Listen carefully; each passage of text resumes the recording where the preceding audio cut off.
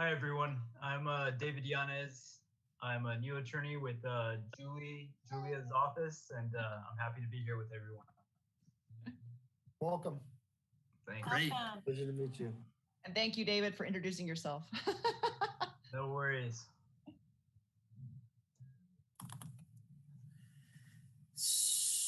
Okay, so it's Fernando. It's 5:33. Am I okay to start the meeting? Yes, sir. Okay. So we'll call this meeting of the Porterville City Council to order. Can we have roll call, please? Councilmember Carrillo, Present. Councilmember Peñalosa, Present. Councilmember Stowe, Vice Mayor Flores, Present. Mayor Reyes. Present.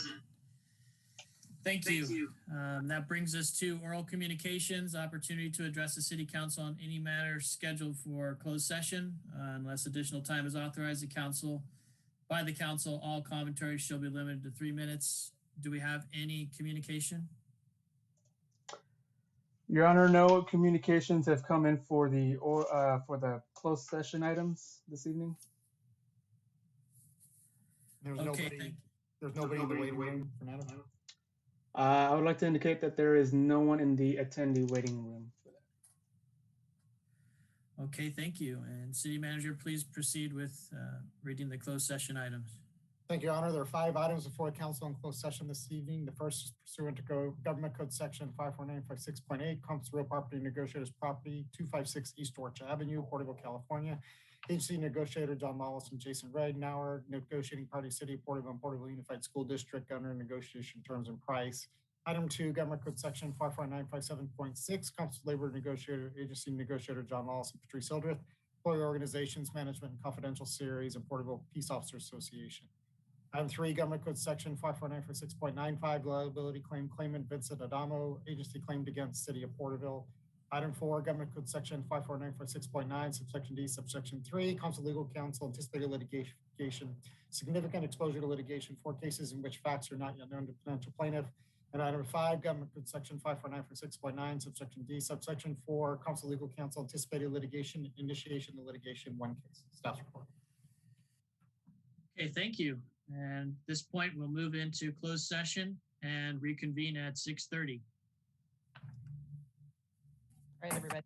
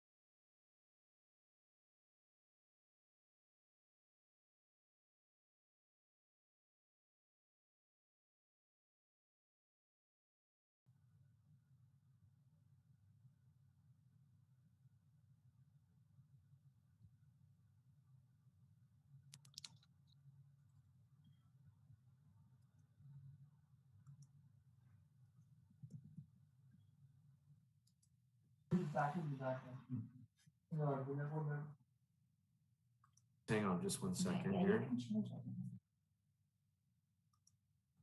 Am I on? Can you guys see me, hear me? Okay, thank you.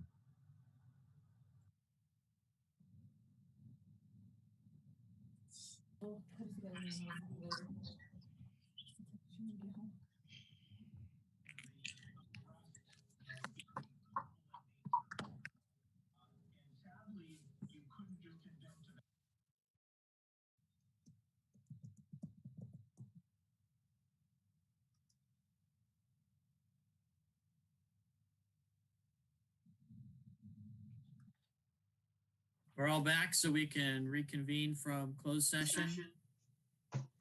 Are there any items to report? Yes, Mayor, there's just one item to report. On item A3, the claim by Vincent Adamo on a motion by Councilmember Stowe, seconded by Vice Mayor Flores, and a 5-0 vote. That claim was rejected. Thank you.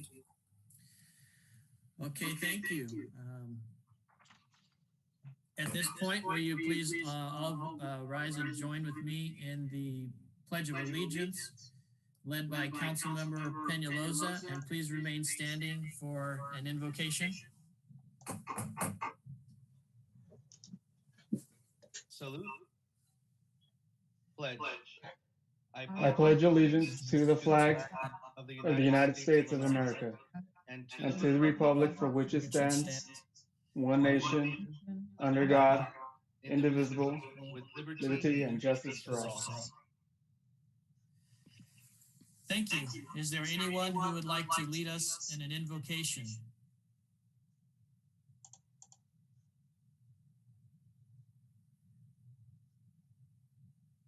If not, I'll lead us in a brief invocation.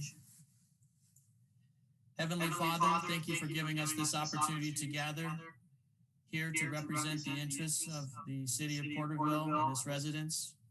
Please grant us the wisdom to listen carefully and also the wisdom to take action appropriately, and also give us the strength to move forward as we make decisions in the best interest of the city while remembering those who we have lost in the past year. For this, I pray, amen. Please be seated.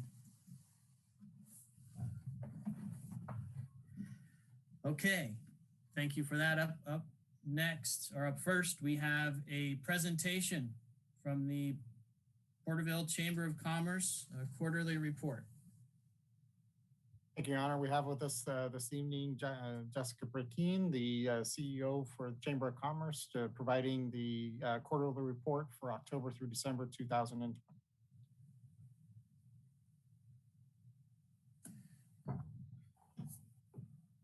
Welcome, Jessica. Hello, everyone.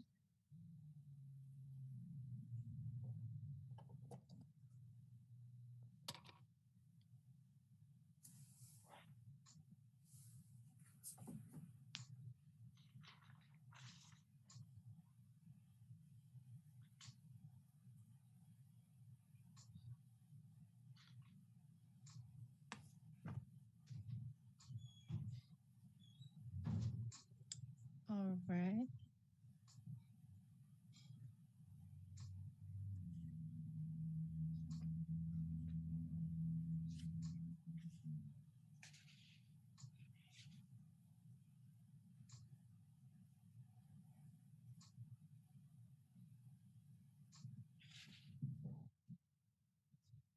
Yes, I'm here. Sorry, I wasn't sure if it was going to change.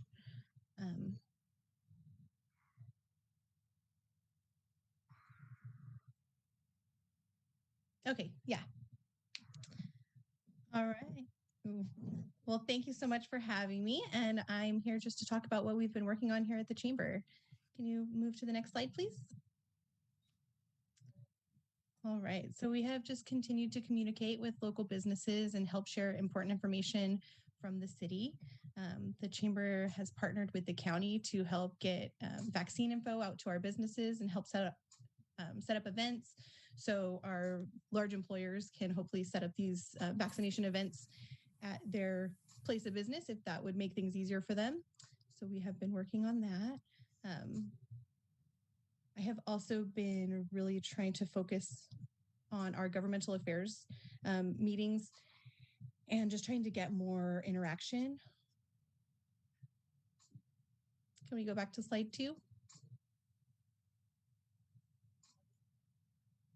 So I have been reaching out to just the different sectors of business and trying to find a representative to attend these meetings just to have more participation. I also have joined a legislative committee through Cal Chamber just so I can stay better informed on any new legislation and bills that are going through.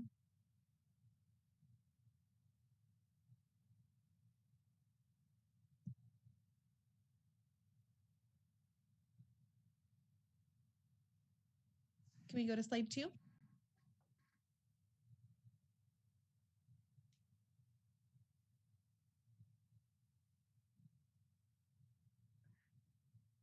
I'm seeing excuse me, Jessica, I just wanted to point out we're seeing the shared screen that is through the PowerPoint, but it doesn't show the slideshow. So we may be not experiencing the presentation to the fullest of its potential.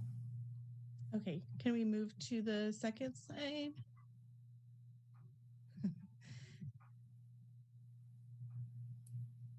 Perfect. Thank you. There we go. I know this is different. It's okay. We can all be patient with Zoom. We're all kind of learning, right?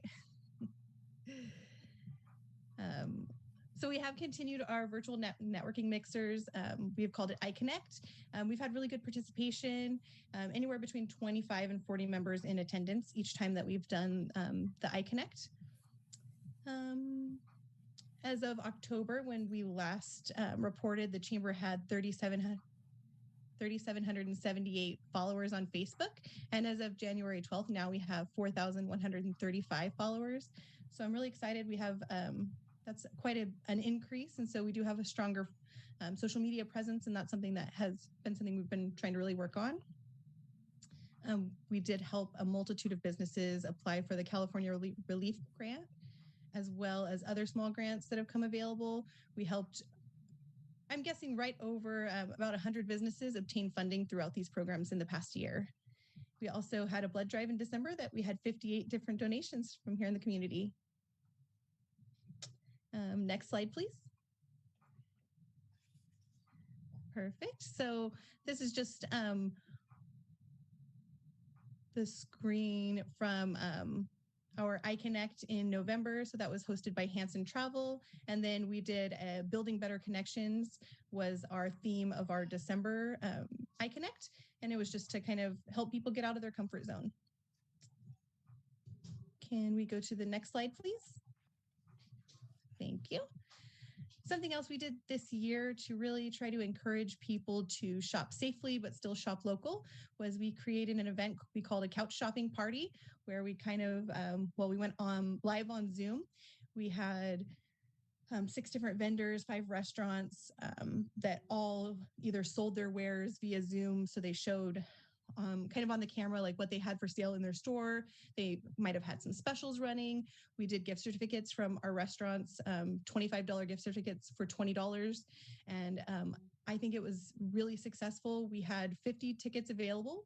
I did it through Eventbrite. That was the most people I thought I could handle on a Zoom call. So 50 was the max, and we sold out.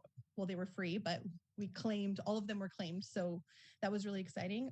We did over $1,500 in sales. And we had over 40 people jump onto our Zoom. So I was really excited. I thought that was a success. And I do think it's something that we will continue to do throughout the pandemic. Next slide, please.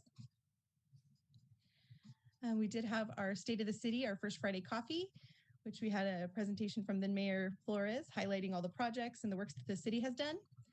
It also got the public really excited about all the new things to come. And we had, I want to say, about 52 people from the community in attendance to that event. Next slide, please. So we have had quite a few new chamber members jump on. So that is very exciting. We have Coffee 2.0 that is going to be opening over on Olive. Social Marketing Nation is a new social media marketing company that just opened. Zamora's Electric, Reyes Construction, and L&L Interiors are all new construction and electric companies that joined the chamber. We have Hue, a new salon that opened.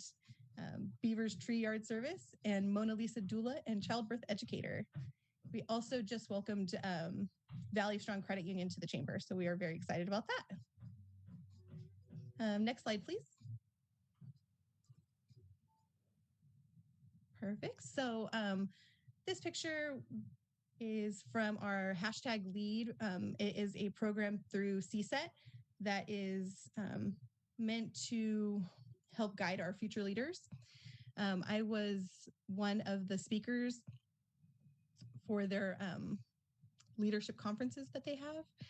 I have also worked with them doing mock interviews and helped them to place them in internships throughout the city as well as within the chamber.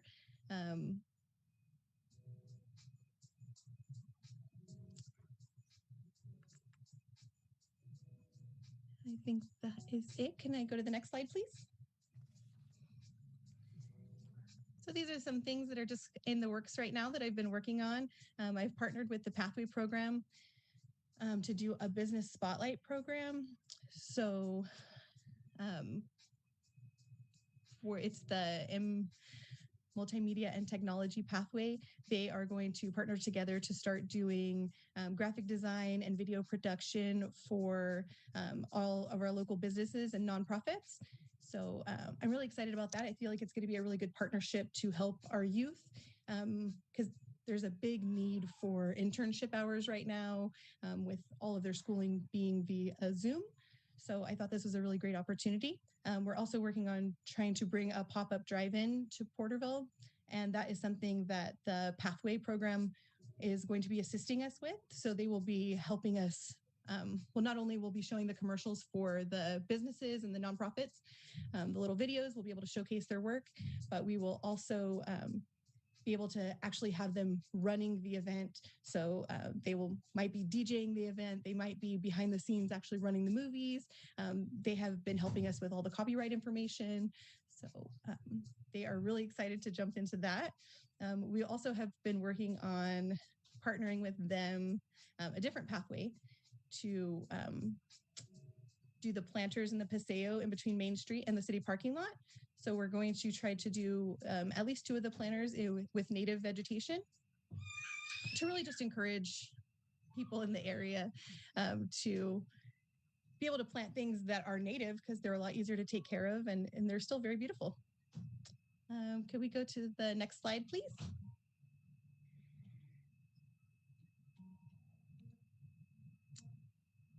So let's see. The pop-up community drive-in is one of the projects that I was just talking about. We are really excited about this. We plan to eventually, hopefully bring once a month drive-in movie pop-ups to different locations to the area. I think that it's going to be something really positive for the community that they're really looking for right now. So I'm really excited about that. I think it's going to be just really popular. We have had about 8,000 interactions with the post that we did on Facebook. So I know the community is definitely excited. I have also been actively participating in the Sequoia Tourism Council and was appointed the treasurer.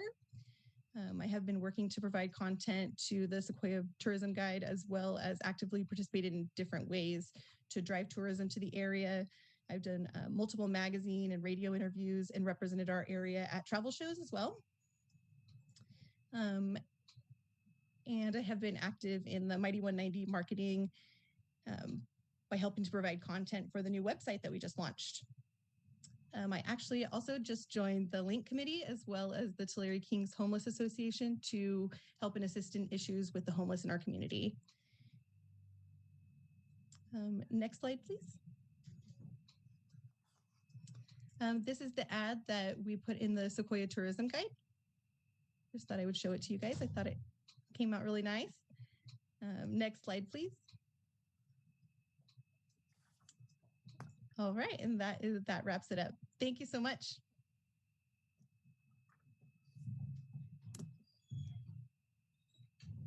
Great, Jessica, thank you for that presentation. Are there any questions from council members? Mayor, Yes, Vice Mayor. I would like to know how, I always ask the same question when it's reporting. I know that there are followers on social media, on Facebook, etc. What is the actual membership of the Porterville Chamber in membership?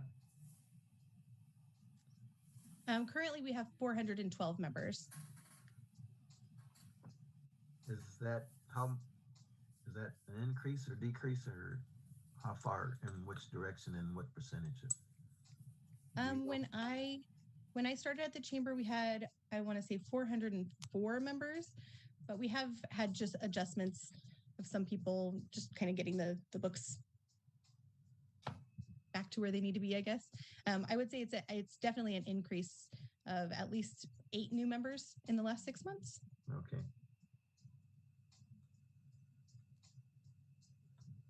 I have another question, and it goes back to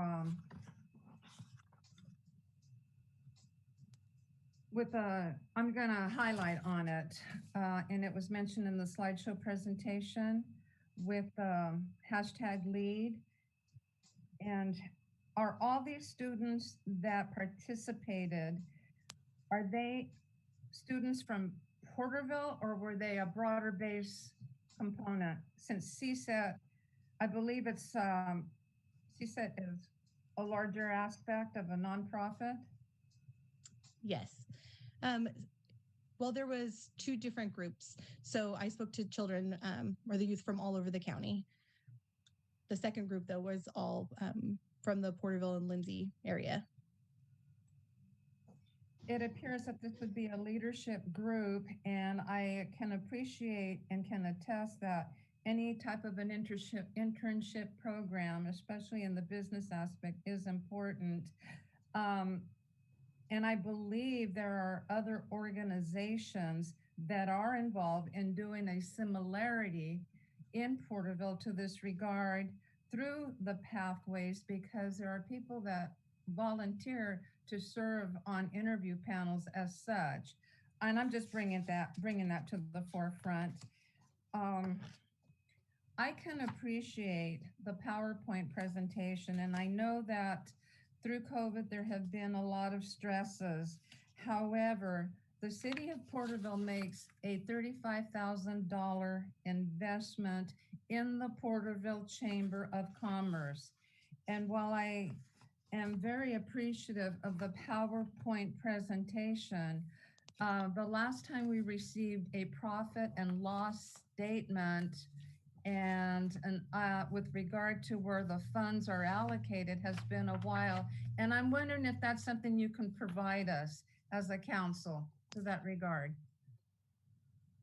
Yes, I should be able to do that.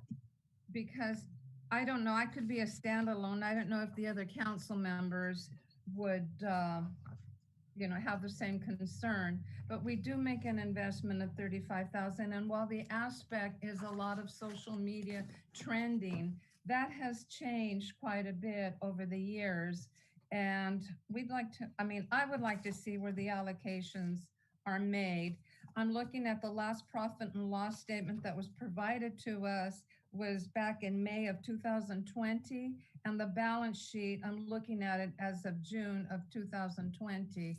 So if we could be provided with an update and some information to that regard. Yes, I could definitely provide that to you. Thank you.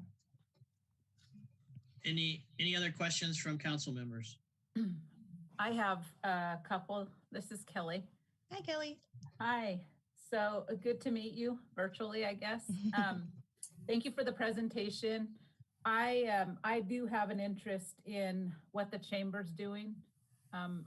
Being the newer member to council and being a member at this time, I feel like I came in with the thought that the chamber's extremely important right now for our businesses as they're suffering. And one way as an outlet, for information, outreach, support of any kind. And I know it's hard for all of us, but I was just kind of looking for some of that and that type of information. So I hope that we could get more of these presentations. For myself personally speaking, just to hear what's going on and how we're supporting the businesses in whatever manner that is. One of the things I was going to ask is, just because I'm not real clear on it, what is the role of the chamber with the city council, or the city, I guess, in general, as far as, are you working with the departments or the city manager, or is it just basically you present quarterly to the council? That's the first question I have, is I guess just getting a better understanding of that role. I don't understand it or know what that is. Of course. Honestly, Kelly, I came in right before you did, so I'm still new. I have 6 months in now. I have been working with, I reach out and speak with mostly Jason and John. Okay. I have had meetings with him as well. I try to stay as connected as I can with the city council. I would like to be more connected. I feel like I have a lot of great ideas on ways that we can partner together better, that we can be more beneficial to help our small businesses. And any way that I can do that, I would love to hear ideas. Like, I would love to meet with each one of you one-on-one. If, however we have to do that. Like, I want to be a good partner for the businesses, and, so we can be a united force. That sounds good. I think it would be helpful, and especially at this time, like I said, I think, communication is going to be one of the most important things for us, and then also giving that out to the local businesses in the community. But of course. Again, thank you for the presentation. Of course. And I do plan to, going forward, I plan to, during the first, the open communication of the city council meetings, I want to speak and just during the 3 minutes and just kind of tell you guys like what I am working on. Cause I feel like I don't know, it's hard to cram everything into one PowerPoint presentation. I feel like I consistently am working with businesses and doing things, but we always forget about them. I feel like it's hard to put everything into one. Jessica, that's a good idea if you just update us periodically, even though it's not your 6 months presentation, because, giving $35,000, to the chamber, then we can justify, what you're doing and how you're doing it. And one of the best ways to go through, for doing that is just go through Jason or John and give that to them, and they will pass it along to us. And this is Milt still, by the way, sorry.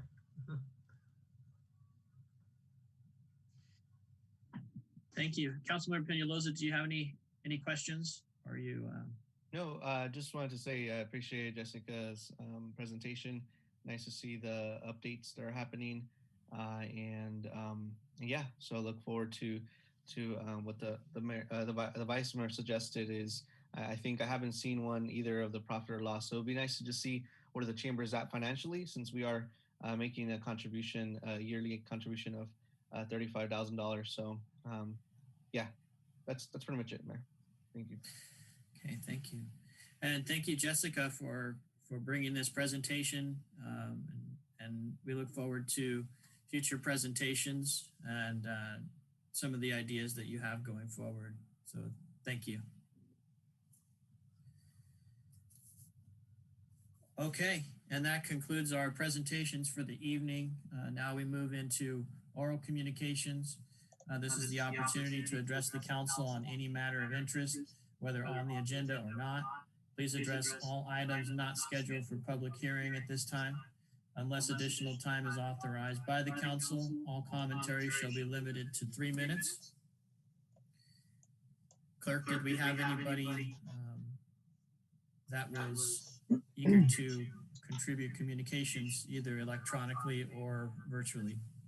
Your Honor, at the moment, through an electronic correspondence on an email. We did receive 2 comments. One was received from an Arturo Rodriguez, but unfortunately it was a attachment that was sent to us, and we do not accept the comments via well, pretty much in that way. He was instructed to go ahead and come into the Zoom webinar, which I am seeing on the attendee list that he is here. The second comment is from Denise Everhart, and if I can go ahead and read that into the record now. Please do. So this is from Denise Everhart. Dear members of Porterville City Council, I am writing this email on behalf of the Barn Theater Board of Directors to express the frustration we are going through to have a fundraising event approved by the city. Early in February, I submitted an application packet regarding the Barn Theater hosting a pop-up vendor event on the outside lawn adjacent to the barn. I included a detailed list of how we would be following all COVID-19 guidelines regarding the safety and well-being of our patrons, including masks, social distancing, and sanitation. I also included a printed out Google Map aerial view of how the vendors would be spaced. 10 days later, last Friday afternoon, I received an email stating that I need to fill out yet another application packet to have our fundraiser event renamed a community event. This included several more papers to be included with the application. Upon turning this packet in earlier today, I was told that a Google map is not sufficient and that I need to hand draw a map instead. I completed that as well with the help of Oscar in city planning and submitted it. Then I'm informed that the insurance papers submitted weren't what they needed. After 20 minutes, I returned with the new certified documents from the agent and turned them in. After all this running around and turning in everything with detailed lists, I'm told that now a committee not only has to approve this fundraiser, but the city council as well. I understand the city needs to be thorough, and I, for one, have been in complete compliance with their COVID-19 safety restrictions, but time is of the essence. Our event is scheduled for February 27th, and today I was blindsided and told, and I quote, "You have to wait for the next council meeting in March," end quote. Our beloved barn is currently not surging the COVID shutdowns. We have been closed down for 1 year now and have no income to pay our monthly bills. We have been part of this community since 1948. That's 73 years that we've been keeping live theater alive in Porterville. Having these pop-up events monthly will raise enough money to pay almost half of our needed monthly budget. I am addressing the council to please consider expediting the approval of our application ASAP so that we can continue to keep our doors open. The barn has become a second home to many of us and is a vital part of Porterville history that we need to keep going. Please consider reviewing the application submitted as soon as possible so that we may have our event on February 27th. I was told that I could not address the council tonight because they don't like it when last minute items are added, but this is something that cannot wait. Thank you for your time, Denise Everhart, Barn Theater President. That is the end of that email that was submitted today, this afternoon. We do have, let's see, a few attendees that did write some comments in the chat portion of the Zoom. And if you would like, I can go ahead and read them now. Yes, please proceed. One is from Melanie Tyler. Is there anything that can be done to help support our local and historical community theater? They have been closed for a year now with no income. The next one is from Art Rodriguez. This one is actually saying my name is Mari Perez Reese, and I'm here representing Central Valley Empowerment Alliance. And I would like to address the council. I have tried to call multiple times, but I've been unsuccessful. May I be called at 916-396-9944.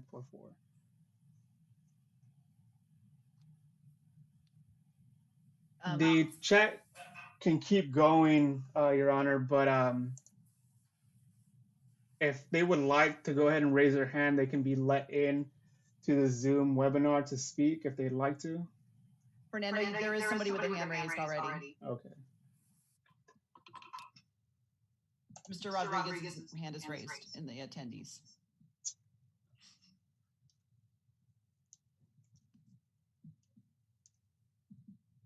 Mr. Rodriguez, you may speak if you'd like. This I is think you're on mute. okay. This is Mari Perez Ruiz. Oh, Can you okay. hear me? Okay, thank you. Yes, I am the executive director for Central Valley Empowerment Alliance. And for the last 4 years, we've been working with folks residing along the riverbanks of Tule River. And back in January, about 150 folks were received eviction notices. I have been following up with county agencies. I even spoke in front of the homeless task force. And I've been notified by the Homeless Alliance and by a number of different folks from county supervisors and so forth that there's a 4-year waiting period. So it is very concerning. And what we have heard in the last the last week is that even folks, I don't know if you're aware of the incident that happened back in Visalia where the personal belongings were burned. Well, when that encampment of 260 people was evicted, many of the folks have moved and relocated to the Tule River. So we have been seeing this, an increase of our unhoused folks, neighbors, and we are very much concerned with this possible eviction from the sheriff, what it could possibly lead to. I am asking for City Council to be an ally and to work with us in addressing the homeless issue. We have been working and trying to provide resources to address the most immediate needs, but housing obviously is something that is absolutely necessary if we truly are serious about addressing the problem. And I was glad to hear that the City Council has made attempts to address it by trying to purchase a couple of buildings and make it available for our unhoused neighbors. I think that something like that needs to happen. Right now, from last week, the sheriff made another visit and notified folks that they were going to be coming back tomorrow. So there's a possibility that we're going to have 160 or more people now, people that are coming from other areas that are being displaced, moving into the city of Porterville. And I'm just wondering, what is the city of Porterville doing to address that problem? That is actually right now in their backyard, but it's going to become part of their front yard. And, so we've been soliciting resources and been trying to find housing. And it's very discouraging when I talk to Tulare County Health and Human Services, and I've been told that there's a 4-year waiting period. That's the information that I'm getting from them. And when I look at the housing that is available right now, even here at the Navigator Center, the Wellness Center, I mean, there's also a waiting period. We try to show some videos of the folks that are living right now that are our neighbors, so that you can see their faces and hear their stories on how they became displaced. Many of them were evicted. They lost their home.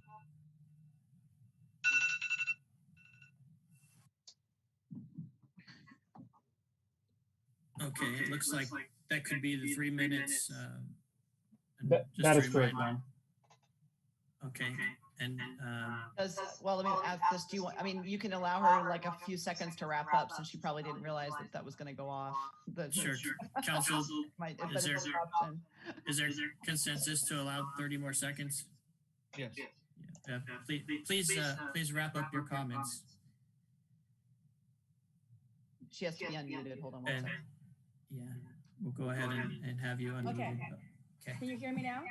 Yes. Thank you. The ask that I have is that we would like to be, and CVA, but also the folks in the encampment, they would like to be part of the solution. And we would like to work very closely with you to address this problem that is really going to become, if we don't address it, it's going to become a huge problem. One, because we're in the pandemic. Secondly, because there's a lot of displacement happening right now in Tulare County, and folks are gravitating to the rivers. And so we have folks that have been residing for 5 years who are frail, who are ill. They have nowhere to go. So there's concern right now that this is going to disperse and create many different encampments throughout the city of Porterville. So there's an ask to work with you and to help address it and look for opportunities to actually, bring housing into Porterville. And so I would like to schedule meetings with you and really like try to tackle what that would look like. So again, I want to thank you for your time, but I really wanted to bring it to your attention because this is going to be happening. We're expecting evictions happening tomorrow. That's what the sheriff said, that tomorrow. Okay. Thank you for your comments, and I know that you've included some contact information within the chat, so appreciate taking the time to comment.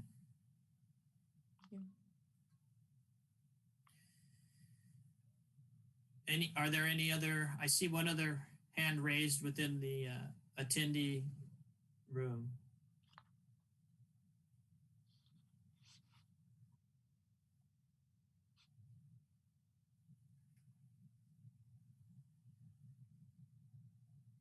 Hello, can you hear me?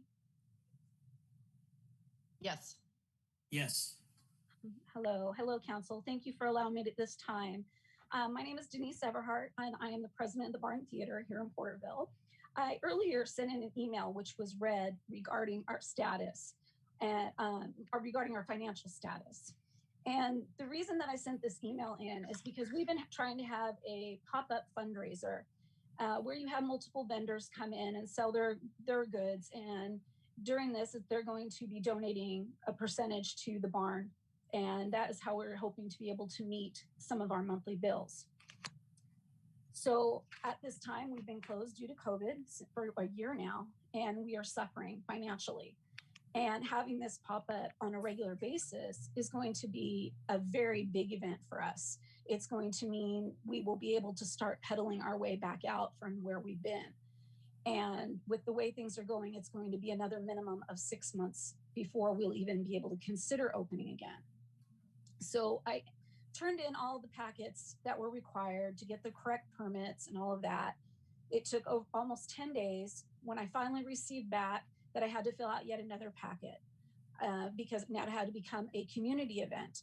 I filled out everything, had a little bit of glitches that you required some more things that I sent in. And the gal that I turned it into told me that it's too late, that I can't have this done in time for our event.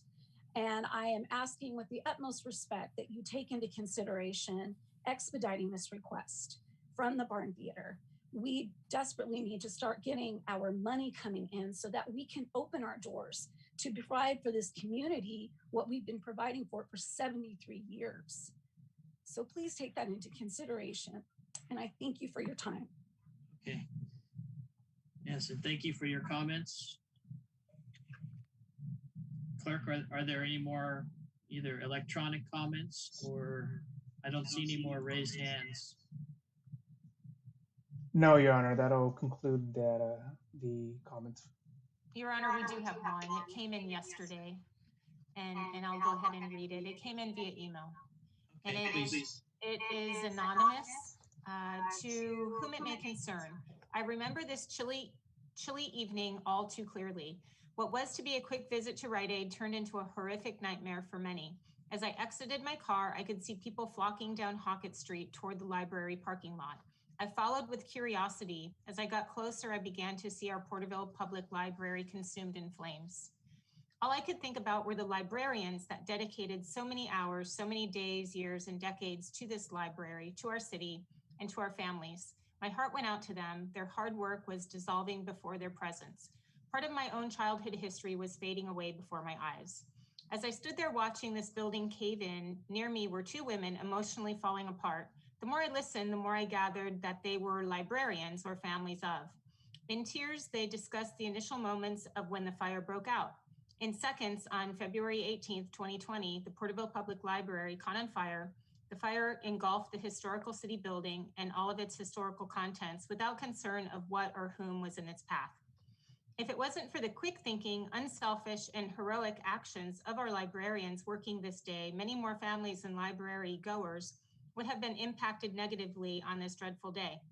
Our librarians scrambled to get kids, adults out of the building as the fire proved its fury. We lost 2 firefighters in the process of putting out the fire, but thanks to the initial heroes, our librarians, many other children, families, and adults were saved. I would like to thank the librarians working this day for leaping into action without hesitation. You are our heroes. These librarians were our untrained first responders, and I pray that our librarians are not stuck or traumatized in this day.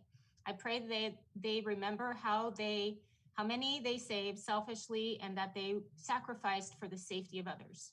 As a parent, I am so grateful for their heroic actions, for all they have done for the community over the years and decades, for changing young lives by being present and giving to the public. I read that this historical building was built in 1953 and that it did not have sprinklers, therefore not up to code. It breaks my heart that I have allowed my child to roam freely in this library as my parents allowed me to do so as a child as well.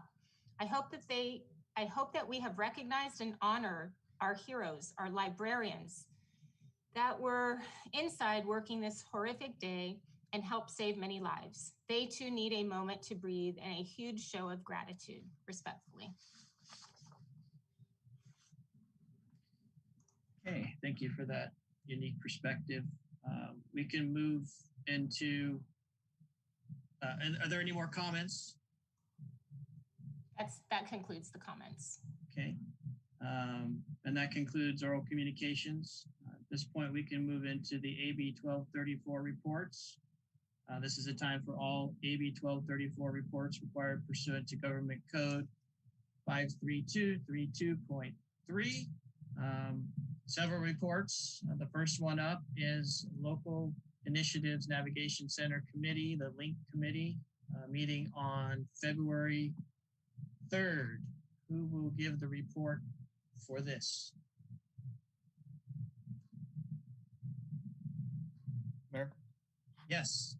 This is Councilmember Peñalosa. I wasn't able to attend a meeting, but I know that I will defer to City Manager John Lawless for an update.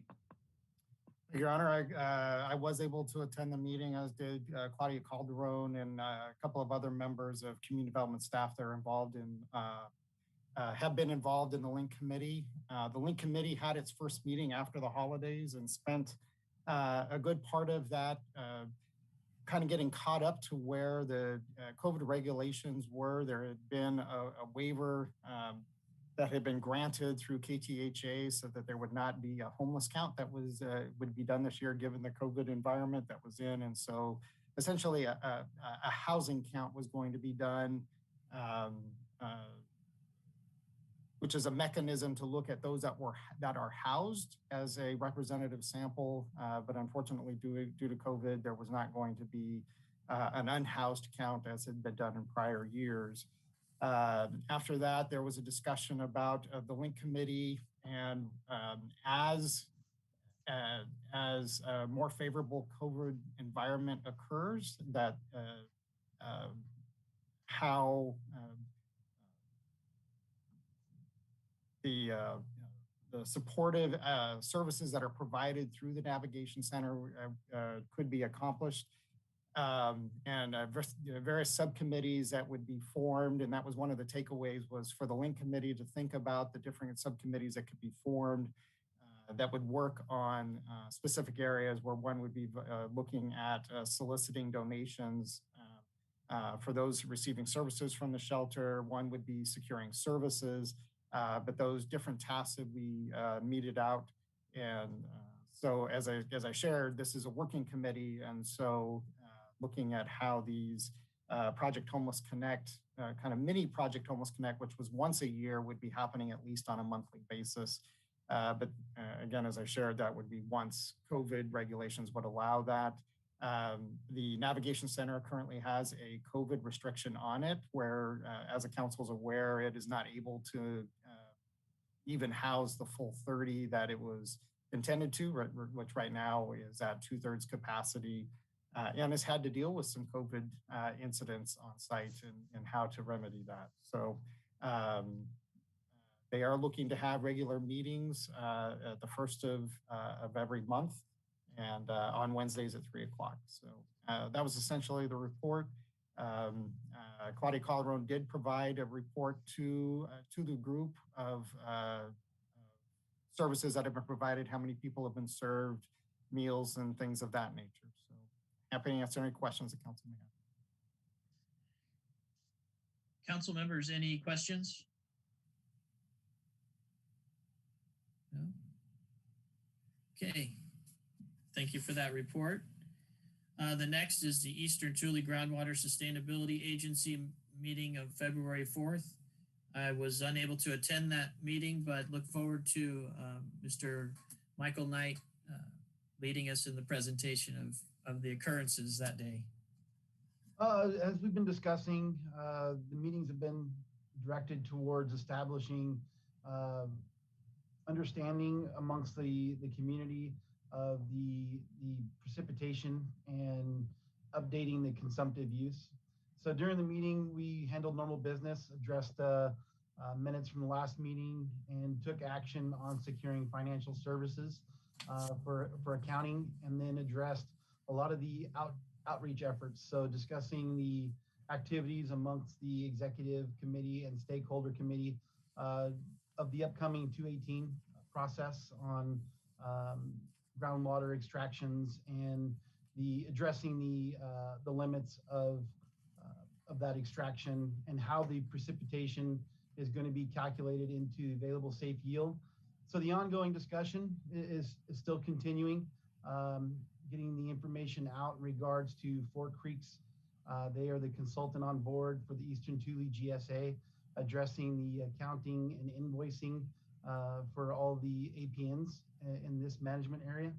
So continuing to get that message out and getting individuals signed up for their APN and be able to track those accounts. Additionally, we discussed further bills and the Prop 68 grant resolution that the Eastern Tule GSA is putting forward for financial assistance, and then have brought back to the table additional discussions for 218 in the management area. The city of Porterville is being considered a management area. Currently, the discussions have been the broader Tule Basin, and the upcoming discussions will gear towards the city of Porterville and the management area on how those waters are accounted for. So good discussions ahead. Okay, thank you, Mr. Knight. I appreciate the report. The next report is the Tulare County Regional Transit Agency meeting of February 8th. And that was a meeting that I was in attendance for as a member of the board. After the standard action to approve minutes and updates on committee reports, we then decided to take action. There's a few action items of this meeting. The first was to appoint directors to sit on committees, which notably Mayor Rudy Mendoza joined the Finance Committee, which I currently sit on. As well, there was a call to alternates as well as members to look into sitting on the committees that were available, which are currently the Executive Director Search Ad Hoc Committee, the Policy Committee, Finance Committee, and Technical Operations Committees. A pretty robust group of committees as well as board, and a lot of decisions being made. So we're looking for members to round out those committees. As well, as previously mentioned, the interim budget, which the Finance Committee had approved for recommendation, was delayed until March with the addition of Mr. Mendoza joining the Finance Committee. He wanted a chance to engage in another look at that during a Finance Committee meeting.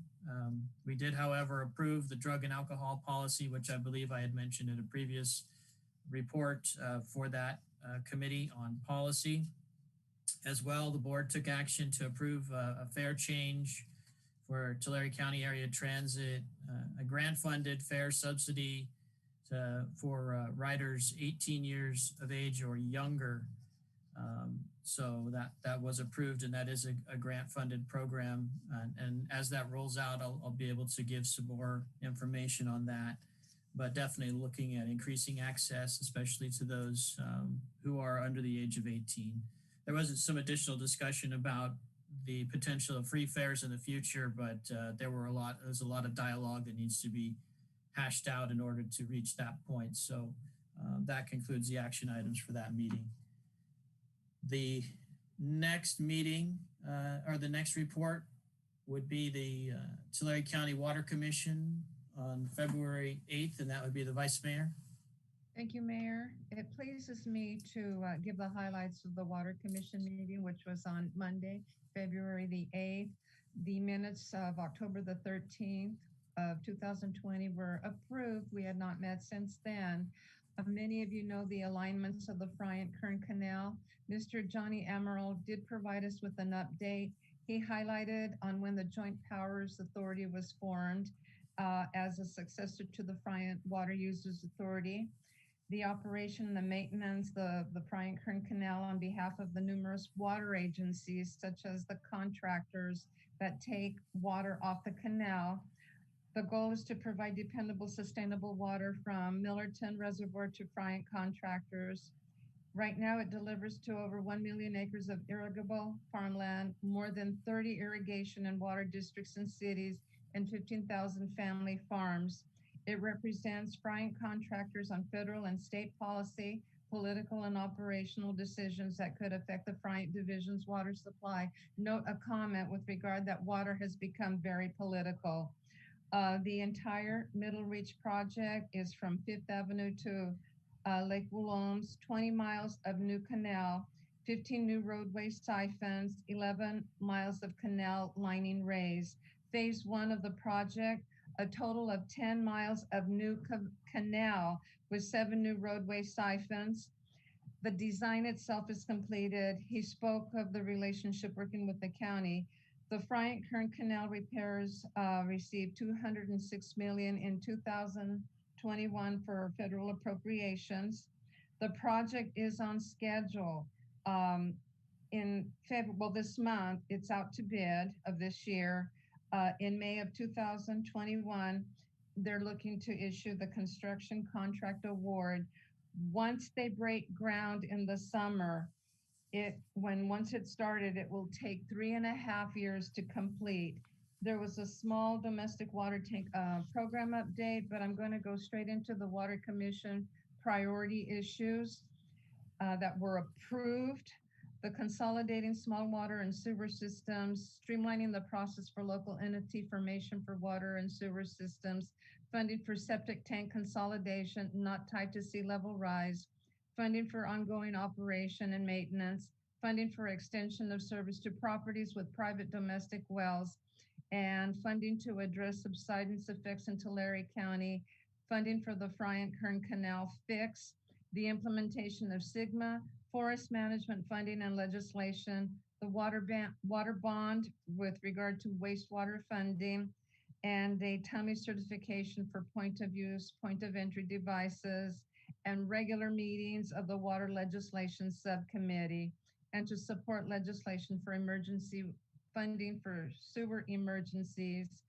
That was passed unanimously with those priorities. The legislative update, there were many to consider on Assembly bills and Senate bills. The recommendation was to take it to the Legislative Committee and for them to bring it back to the Water Commission with recommendations. That concludes my report. The next meeting is scheduled for March the 8th. Okay, thank you. The next report is the City Council COVID-19 Ad Hoc Committee. The report will be given by Councilmember Carrillo. Hi, good evening. So we met on, let's see, our last meeting was February 9th. And this committee, we typically meet as needed. And usually, recently, we've been needing to meet at least a couple times a month. There's a lot of items coming in due to COVID, and we try to act pretty timely to ensure that we can get anything processed or approved as needed so that events and businesses can move forward with their planned activities. On this meeting, we had 2 community civic events come before us, and those were high school cross-country meets. The applicants were Monache High School and Porterville High School that were requesting to host the cross-country meets at the sports complex. Monache High School was proposing to host these meets on February 17th, March 3rd, March 16th. Porterville High School was proposing to host their meets on February 24th and March 10th. They did submit their applications and also acknowledged that if approved, they'll follow the state of California guidelines and the California Interscholastic Federation guidelines for these activities. In addition to the community civic events, we had 2 outdoor dining permit applications, and those consisted of, the first one was Landing 13, and that is on 152 North Hockett Street, and they are proposing to utilize the parking area and the parking lot adjacent to their facility on Hockett Street, and they requested a specific area that would be separated by a temporary barrier for dining. And they did note several guidelines that they would comply with, including the table setup, social distancing. They provided accessible seating as required. Any tents or structures to be used would be inspected with proper fire rating. Discussed the barriers that may be needed to separate dining from the vehicles. And then the second outdoor dining permit application came from El Nuevo Mexicali on 370 North Main Street. And they would like to close their parking lot to vehicle access altogether to provide outdoor dining. And noted some of the same guidelines about chairs at differing tables, having them at least 6 feet apart for social distancing. They would provide accessible seating as required by code, and any tents or structures that would be used would be inspected for proper fire rating. And then city would provide the barricades needed to close the parking lot access on East Harrison Avenue. And I believe that's all I have. I might have some more in my notes, Mayor, but I'm not sure if you had anything else that we should mention here. No, I did note also that we had some outdoor retail that had been approved in previous years, but had been since modified to accommodate for distancing. That those were in relation to retail sales for holiday sales for Valentine's Day. So they were a limited time span, but looked at it in a way to modify them to enable them to continue the activity that had been done previously. And also in this committee, just all of the applications that are submitted and you mentioned the frequency in which we meet. We meet as frequently as possible. However, there are time constraints that are listed on these documents that are applied for, and that the bare minimum is the time limit that's listed on these documents for consideration. So as we do make the best effort possible to expedite our ability to meet, however, it sometimes isn't possible to expedite beyond the time limits listed on the documents that are appropriate for the events being applied for. With that, I think that's all I have for that meeting. The next meeting is the City Council Cannabis Ad Hoc Committee, which met on February 10th. This was a good meeting to start a series of meetings that will deal with the licensees granted the ability to operate in the city of Porterville pending the agreements that we're looking at. So kind of a meet and greet as well as to give a high-level overview of the documents and agreements we'll be looking at. So obviously, a lot of detail and very short amount of time, but to be able to meet with both groups, very professional groups, and to look at the items of concern was, I think, a good starting point. And I'm not sure, Councilmember Peñalosa, if you had anything that you wanted to add. Mayor, I'll only add that it was, I just look forward to continuing the negotiations and look forward to our meetings with them in the next 2 weeks. But and I appreciate your leadership in the meeting as well as the staff time that have taken us this far into this process, and it seems like it's been a while, but I think we're almost to the finish line. So great, and I'm glad you mentioned that, because no matter what initiative we take as council members in working with these discussions, we wouldn't be able to do nearly as much if not so greatly supported by our fantastic staff. So thank you to them as well. The next meeting is the San Joaquin Valley Air Pollution Control District Special City Selection Committee. This group meets probably once a year or as needed to appoint or reappoint as it may be members for the San Joaquin Valley Air Pollution Control District, which I'm lucky enough to serve on. I was in attendance for this meeting. The main action items in this meeting were to choose, or rather appoint, a committee chair for the Special City Selection Committee. There has only been one chair previously, Mr. Chris Vieira, but since he's not serving anymore in a political capacity, we chose Drew Bessinger, who currently serves on the governing board for the Air District as the committee chair. We also, in the same meeting, reappointed him as a member of the governing board. And there had been some discussion about the benefits of somebody who had experience on the governing board also being the chair of that committee, and seeing as there had never been a chair other than Mr. Vieira, who left. It was the meeting was partially conducted by the permanent secretary, who's the APCO at the Air District.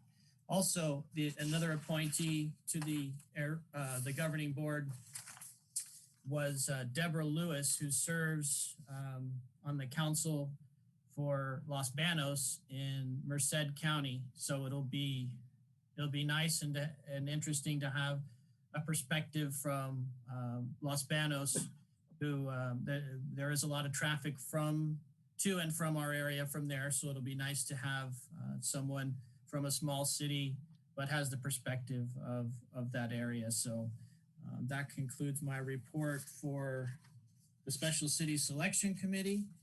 And we had one other report, but I'm not sure who's going to, if there was someone in attendance for the League of California Cities South San Joaquin Valley Division meeting on February 11th.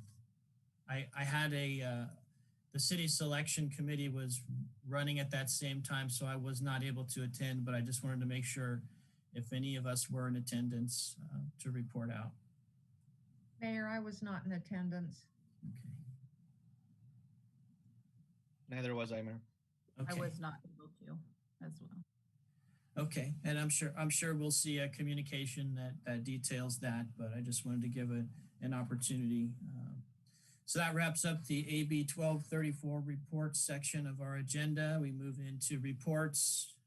This is the time for all committee, commission, board reports, subcommittee reports, and staff informational items. City commission and committee meetings. I'm not sure if Parks and Leisure Services met, but I know that the Library and Literacy Commission did. Do we have anybody to do a report from the Library and Literacy Commission? Not tonight, no, sir. Okay, we can look forward to that in a future meeting. And I believe that there that the Transaction and Use Tax Oversight Committee may have rescheduled their meeting. So I think we can move into the staff informational reports, the water conservation phase 4 status update. Thank you, Your Honor. It's just your regular monthly report on water conservation. I wish I could share brighter news that certainly have are seeing trends, which we Michael Knight can maybe speak more to this, but certainly looking at trends that are not as reflective of some of the community conservation that we've seen in the past. In part, we believe, based on just the number, sheer volume of new users that have been added to the system since 2013. Maybe, Mr. Knight, you can. Yeah, I could provide some more information on that. So, digging into this, I've mentioned to council that we are monitoring the current fluctuations in the conservation measures. Tonight's staff report shows that we are starting to fall a little bit below council's 26% conservation. So for this month, we're showing 25, I believe it's 25.6 is what the current conservation measure is, which shows a 10.6 increase from 2013. And so we've seen this fluctuation start to creep up since about August, and we've had a number of conversations internally. We're watching the operation of the system. We have about 302 new services just in the calendar year, in looking at that, and we've tracked about 3,003 services from the 2013 year. We're right now under review of individual service consumptions to kind of see what the environment is going to give us. Unfortunately, we don't have all the data for January. I know this is a January update, status update. We can look at the actual production numbers from our well production, but we're not able to look at the detailed distribution or customer consumption on an individual basis. So we're looking at trend lines. We are continuing to monitor those, but a number of things, has impacted. So we've not been able to find any one thing that's impacted the conservation number. We do have more customers we're serving. We do have a drier season than we've experienced in many, many years. And we have construction projects and unprecedented water consumption due to fires that we had toward the end of last year, and early this year. So just kind of taking all those into consideration, hopefully we'll be able to come back to you with the ability to point it out specifically. But right now, it's just a trend, and so we're continuing to monitor that. And it is concerning that we're starting to fall below that 26%, but definitely something to continue to monitor. Okay. Thank you for that. That concludes our report section. That brings us to the consent calendar. All consent calendar items are considered routine and will be enacted in one motion. There will be no separate discussion on these matters unless a request is made, in which event the item will be removed from the consent calendar. All items removed from the consent calendar for further discussion will be heard at the end of scheduled matters. Council? Mayor? Yes. If there are no items to be pulled and there are no conflicts to be noted, I move that we accept the consent calendar items 1 through 7 as slated. Okay, we have a motion to approve the presented consent calendar items. Is there a second? I'll second. Okay, we have a motion and a second. Any discussion? No? Okay, we'll call for the vote. Councilmember Carrillo, Aye. Councilmember Peñalosa, Aye. Councilmember Stowe, Aye. Vice Mayor Flores, Aye. Mayor Reyes. Aye. Motion passes 5-0. Thank you. This brings us to the public hearings portion of our agenda. Two public hearings slated tonight. We can proceed with the first, Mr. City Manager. Thank you, Your Honor. Much appreciated. As you stated, two public hearings that have been scheduled for this evening. The first is to consider a Community Development Block Grant CARES Act amendment. And I'm going to ask to defer from participation because I believe it's going to involve organizations that I serve on the board of directors for. So I'm asked to declare a conflict of interest, so to speak. Okay. So Mr. Ridenour will be presenting this item. Thank you, Ms. Hildreth. Honorable Mayor and City Council. Your Honor, before we get started, are there any other organizations that are involved that may be participating? Because I'm on quite a few boards and committees. I just want to make sure I don't have any conflict. I don't think this implicates anyone that you're on, correct? Yeah, I think you're in good shape. We have one applicant so far that applied for a business loan portion that HUD is deemed that we need to make a modification to permit. So on March 27th of 2020, Congress passed the CARES Act. As we brought before you several CARES Act items throughout last year. CARES Act also applied to community development block grant programs. As part of the first CARES Act amendment, staff presented to council a variety of options where the CDBG CV funds could be utilized. Council directed staff that based on eligible uses and need, the CV funding should be utilized for business assistance programs to help for-profit and nonprofit businesses in response to the impacts of COVID-19 and to administer the program. On November 17th, 2020, the City Council approved a second amendment authorizing the use of supplemental CDBG CV funds for the BAP CV program. The City of Porterville, as a CDBG entitlement jurisdiction, was eligible for a total of over $882,000 in funding referred to as CDBG CV, and that is of the multiple tranches of funding. As part of the BAP CV program, the city has received applications from nonprofit organizations. This is in line with the BAP CV program guidelines. Upon preparing to what would we need to do to report the accomplishment to HUD in the system that's called IDIS, staff reached out to HUD as the IDIS that the program did not allow for nonprofits to be listed under the economic development activity. HUD provided staff with guidance that those applications be categorized as public service activity rather than economic development activity, and therefore to assist those entities with a new activity has to be created in IDIS and reflected in an amendment that we're here tonight regarding this public hearing to the 2019 action plan. This is a technical change that is needed in order to process the grant applications received by nonprofit organizations.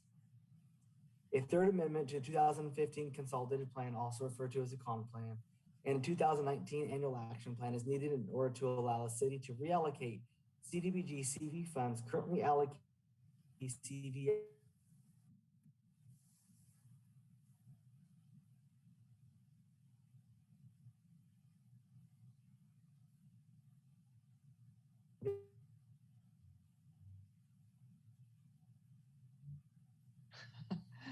I think operational support. Right now froze up. Oh, there he is. He's back. Sorry. Okay. So staff is proposing the city council reallocate up to $200,000 from the business program BAPCV to the nonprofit program. And the key point there is up to and so it's as needed. If applications are not received, it can be used for CDBG CV business loans as already approved. In accordance with 24 CFR 91.05C2 and subpart B of the federal regulations relative to citizen participation for community development planning and development programs, and application waiver have been made, and those requirements have been made through the CARES Act as required by HUD. Staff provided the public with the opportunity to comment on the proposed use of CDBG CV funds by providing a public notice, a 5-day comment period to review the draft document, a survey, and concluding with tonight's public hearing. The public notice was published in English and Spanish, announcing the 5-day comment period. At the time of the writing the staff report, no comments had been received. Staff is available for questions. Okay, council, are there any questions before we open the public hearing? I do, Mayor. Yes. So, question that I had was, how much money do we still have in the BAPCV fund still right now? And is that are we allocating the $200,000 just keeping in mind that we may still have businesses that are going to be applying to the BAPCV fund? No problem. Good question. So to date, we have spent approximately about $600,000. The funds that we're referring to tonight, the additional funds that we call it the third tranche, but really it's our second round of funding through CDBG CV. The applicant that we're referring to in the staff report was an applicant under that BAPCV program. And so they would be applying to come before City Council for approval as they're requesting over the $50,000 number. But to put it that way, we've spent about $600,000 and we have an approximately, if you look at our budget, about $600,000 remaining. Thank you. Councilmember Stowe, did you have a question? Okay. Okay, so it's 8 o'clock and we will open the public hearing. Is there anybody who would like to speak on this item? We do have a member of the public that wishes to speak. They have their hand up. Mr. Neely. Okay, and if we could admit Mr. Neely. Hello, everybody. Brock Neely, address on record. I would just like to know if some of the nonprofits that are worried about the money from the fireworks booths have applied for any of this money. If not, would the Community Development Department maybe reach out to them and maybe we can get rid of the fireworks booths? Thank you. Thank you. Are there any other comments for this public hearing? No? Your Honor, this is Okay. Fernando. I just want to go ahead and indicate we didn't receive any public comments for this item as well through an email. And no one else seems to be raising their hand for this comment as well. Okay, so at 8:02, we'll close the public hearing. Okay, council, it's back to us.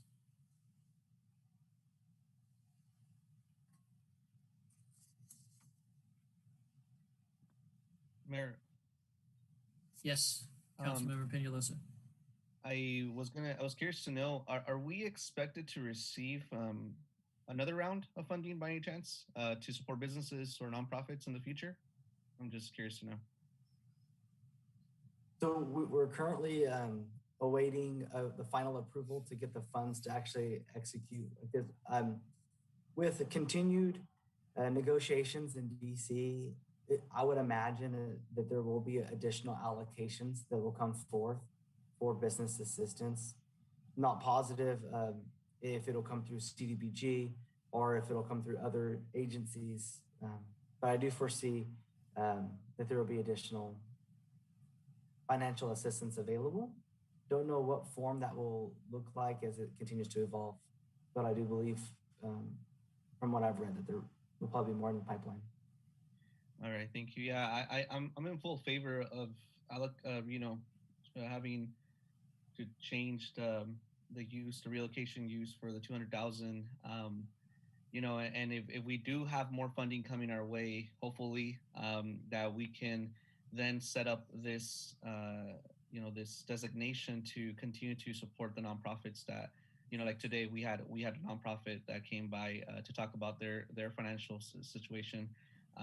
So hopefully they could also apply to some of this funding as well. But yeah, that I was just curious to know, but this definitely sets us up so that it'll be easier if we do receive a third amount of funding to make sure that we can make the process exist there for the nonprofits. So that's pretty much it. Thank you, Councilmember. In our program guidelines did permit nonprofits to apply for the funding. This is a technical issue that HUD didn't even know about until we went to make sure that we were able to have the accomplishments listed properly. And the applicants would have to meet a national objective, like all other activities with community development. Well, thank you, Jason, for your work on this. Councilmember Stowe, did you have a question? No, I didn't, Your Honor. Okay. And Councilmember Carrillo, did you have a question or? No, I don't. No? And Vice Mayor? I don't have a question. I just want to comment and say thank you for the efforts. The city has done an immense amount of work. They've invested a lot of time and effort to help and assist the business owners in the first couple of allocations that we've already done, and now with this one to the nonprofits. If there are no other, comments, unless you, Mayor, had any more, I would like to make the motion that we approve and appropriate the 2019 Annual Action Plan Amendment in order to reallocate the use of up to $200,000 in Community Development Block Grant CARES Act funding for the operational support to nonprofit program, and to authorize the city manager to execute all necessary documents. Okay, we have a motion on the table. I'll second it. And Councilmember Stowe seconds. Let's go ahead and, unless there's any more discussion. Mayor, I would just like to add that there was on the question and answer portion of this chat, there was a comment, but I just wanted to make sure that if staff could just let folks know that I'm not too sure that we can answer those questions right now, but just wanted to point it out that I noticed it on the bottom part of a Q&A over Zoom call.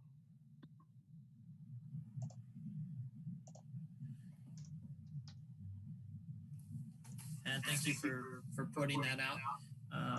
Clerk, we can call for the vote. Councilmember Carrillo?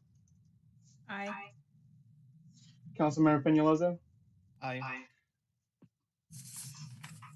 Councilmember Stowe? Aye. Vice Mayor Flores? Aye. Mayor Reyes? And I vote aye. Motion passes 5-0. Thank you. We can admit the city manager back into the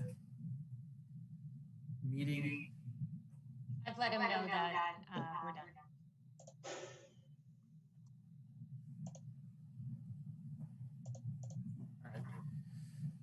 Okay, great. Thank you and welcome back. And we can proceed with the second of our public hearings. Thank you, Your Honor. The second public hearing is to give consideration of adoption and second reading of ordinances amending the city's cannabis dispensary regulations to allow one additional cannabis adult use dispensary to operate within the city. And with that, the city attorney will provide this. And I believe Councilmember Carrillo is flagging because she's going to excuse herself. I apologize. That is correct. So help me again. Do I just leave, or is Patrice gonna? Well, we'll note that you've already previously disclosed the conflict, and then, are we doing waiting room, or are we just having you leave and turn your mic and camera off? I think that's right. If you could do that, just mute and. Okay, got it. And then I'll let you know when it's done.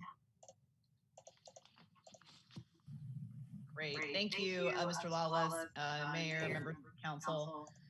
As you all know, at your prior meeting on February 2nd, the City Council approved and gave first readings to ordinance number 1879 and ordinance number 1880, and authorized the noticing and scheduling of a public hearing tonight concerning the proposed ordinances. The first ordinance amends Chapter 15, Article 7 of the Porterville Municipal Code, specifically Section 17-87. The revisions expand the number of permits that the council may, but is not required to authorize. The revisions further clarify the council's power to determine and set the terms and conditions of the granting of those permits. The second ordinance amends Section 301.23, specifically subsection G2 of the city's development code. And that's so that the land use restriction references that are within that code are then also consistent with that section 15-87. So tonight is the night for the public hearing. And so our recommendation, staff's recommendation, is that the city council conduct the public hearing and receive public testimony concerning the proposed ordinances.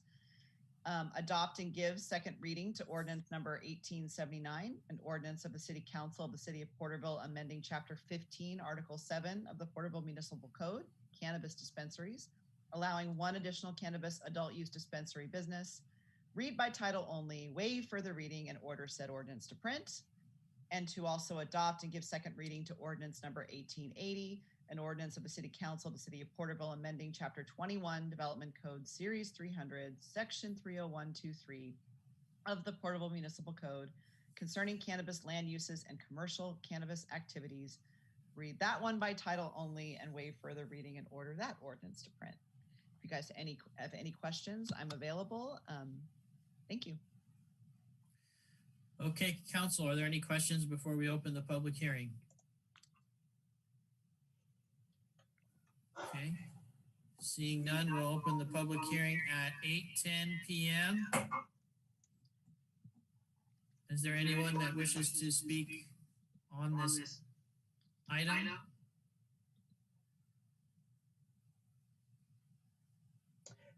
Your Honor, there is no indication that anybody's raising their hand, and we did not receive any comments via email. Okay, so we seeing none, we will close the public hearing at 8:11 p.m. And it comes back to the council. Your Honor, I'd like to make a motion to support the recommendations of the staff on all three items. And I will second. Okay, so we have a motion by Councilmember Stowe and a second by Vice Mayor Flores. Is there any more discussion before we call for the vote? No? Okay, we can go ahead and call for the vote.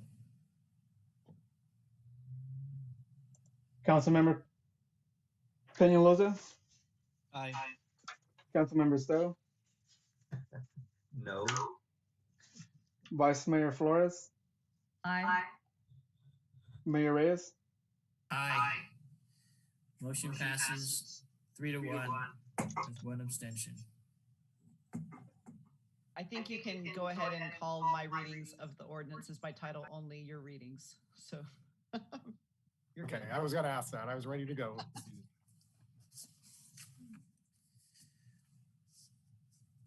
Okay, so welcome back, Councilmember Carrillo. And we can move forward to the scheduled matters for the evening. Thank you, Your Honor. We have 7 scheduled matters before the council this evening. The first, and really there's 2 of them, as previously alluded to by both the mayor and Councilmember Carrillo with regards to the ad hoc committee, which, given that this is on city property and request was to use city property for school functions, thought it appropriate that it was handled underneath the community civic event format. And so Porterville Unified has requested specifically Menachie High School to use Veterans Park for cross-country meets and Porterville High School use of the sports complex. Veterans Park would be on March 3rd and March 16th, 2021, and the sports complex would be for February 24th and March 10th. I believe present with us this evening is Rich Rankin, Athletic Director for Porterville Unified, in case there's any questions. There are specifically guidance and guidelines that are incumbent upon for the competitions for participants and observers, and believe that he could speak to any questions that council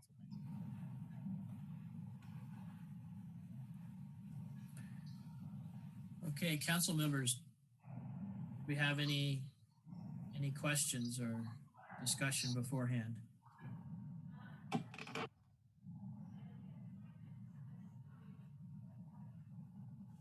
Is it Councilmember Stowe? Yeah, I'm sorry, I couldn't get off mute.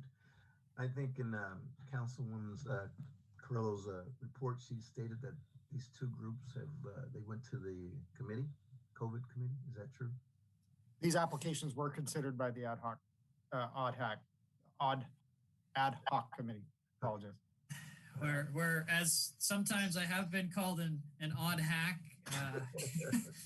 This time and during the ad hoc, there was plenty of discussion and also revolving around the time frame of the events taking place and adequate signage and notice to the public that they would be happening, most notably that the events are of a I would say brief nature in the scheme of things. So it did go through the ad hoc committee, and any modifications or requests that we had that seemed that Mr. Moore was able to grant quite easily. But I understand that Mr. Rankin is here also if there are any other questions. I just like to make a motion that we follow the support of the staff. We support the staff's recommendations and letting this event take place at the, I think this the Veterans Park. Just 1 week. There is one at Veterans Park as well as at the sports complex. Mayor, I will second that. And so they're two separate items. We can take them as. I think you can take them together, given what they are. I apologize. I didn't mean to push them together. I was just making mention that they're both, the first being considered was Monache High School, but we did consider them both through the ad hoc. Yes, and both had very similar comments, so I think it is appropriate to take them together. So we had a motion and a second. And is there any other discussion before we call for the vote? Do we need to amend, just simply state that the one is Monache and the other one is Porterville? I think it's just the recommendations are both state that, right? So I think yes. Okay. Yeah. Just clarification, that's all. So we do have the motion, we do have the second. Okay. And seeing no more discussion, we can go ahead and call for the vote. Councilmember Carrillo? Aye. Councilmember Peñalosa? Aye. Councilmember Stowe? Aye. Vice Mayor Flores? Aye. Mayor Reyes? Aye. Passes 5-0 on both accounts. Thank you. Thank you, Council. Next item, Mr. City Manager. Yes, thank you, Your Honor. The next item is consider the city's new website, which it would be interesting to see how we do this through Zoom as well. And with adding challenges on challenge. Appreciate both Ted Williams and Amy Graybill being with us this evening. That essentially turn it over to them. As the council is aware, it gave authorization in the prior fiscal year to begin with a revamp of the city's website, given it had been well over a decade since it had last been updated. And so with that, we're in the process of porting over information from the existing website to the new website, and appreciate with all of the other challenges going on, as we're even experienced this evening, Amy Graybell's assistance and Ted Williams' assistance in that endeavor. So with that, I'll turn it over to them.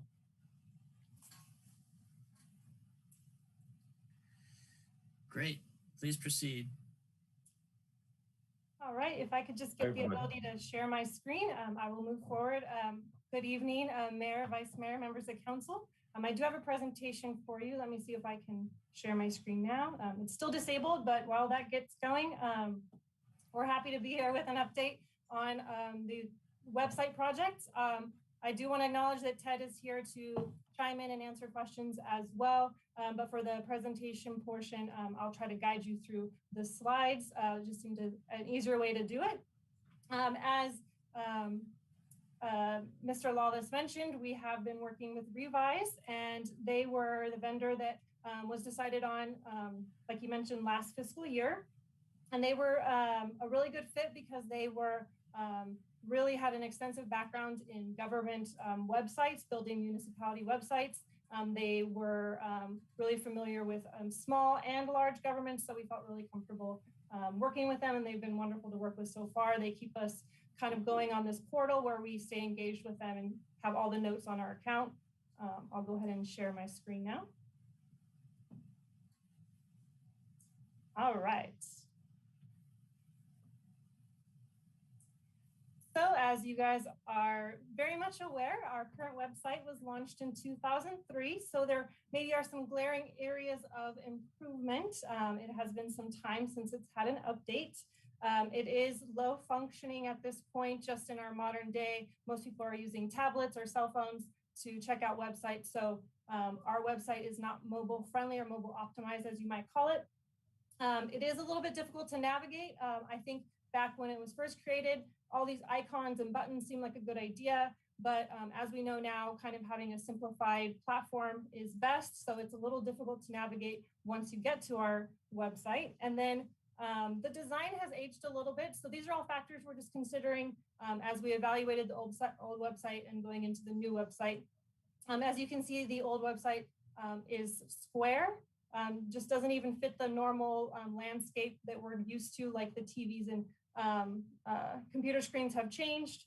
And then just on the back end of things for all of us that are working with the content, and especially that obvious in a time where we're trying to work from home, the website content management system was a platform that could only be used on our desktops, which means I had to be at my computer at work to update it, which and nowadays we just need to get the platform online so that we can update it at any time, make sure that we can have access to it and make quick updates as needed. As we've seen with the other ever-changing world of COVID, we need to be able to have our content current.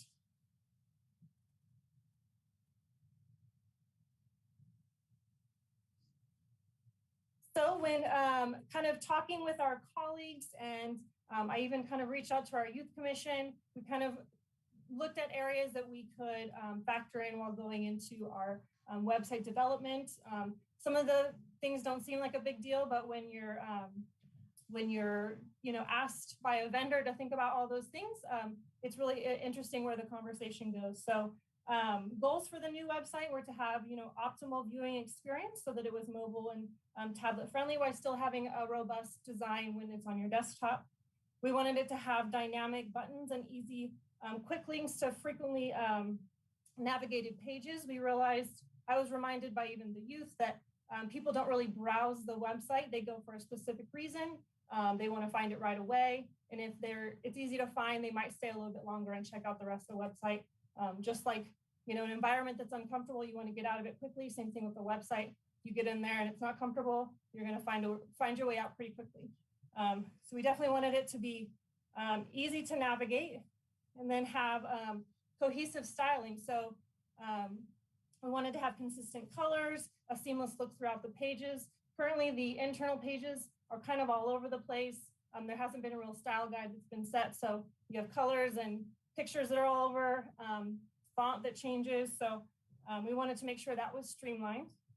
And then lastly, and probably most importantly, we wanted to make sure our website met all the accessibility factors that government websites should meet.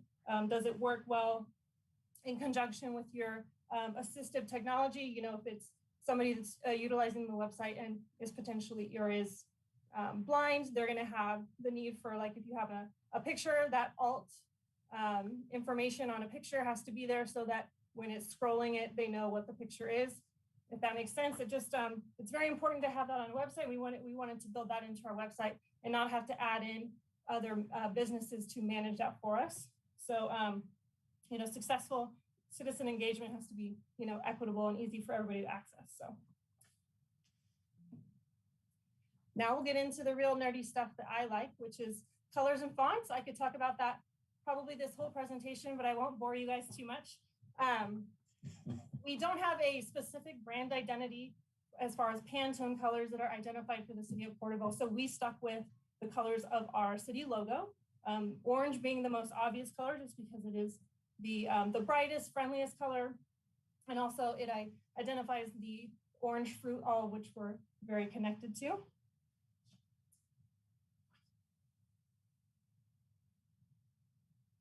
And then the fonts, of course, you want very readable fonts with people being on devices. We wanted to make sure that the fonts were kind of current and easy to read and transferable on all different devices. So your headings are going to be a little bit more bold and wide, while your body text is going to be a little bit more condensed. When you're scrolling through a lot of text, you want it to be easy to read. Again, I can talk about that for many, many hours, but if you guys want to have a side conversation, you let me know. I love to talk about fonts. I know it's not Ted's favorite, so other design elements, you know, just thinking about where do we want our news and events, what's important to us when you land on the page. Are we going to have scrolling pictures, or are we going to have quick links? How does the menu expand? Again, those are just things that we had to consider when building it. I just figured we would bring that up as to how we arrived at the design that we did. And then kind of last in the process, right before we started migrating all the content, was getting the site map developed. So that was kind of going through every single page, and then you have your main page, all the sub pages, and then all the documents that might be attached to that, and all the links that are external pages that are within those pages. This is just a small little sample of what that might look like, but it was pages and pages of an Excel document that we just had to review. Thankfully, Revise took care of kind of coming up with that site map, and we just had to review it, make sure everything looks correct before they started migrating all the content. So now to the probably more exciting part is, whoop.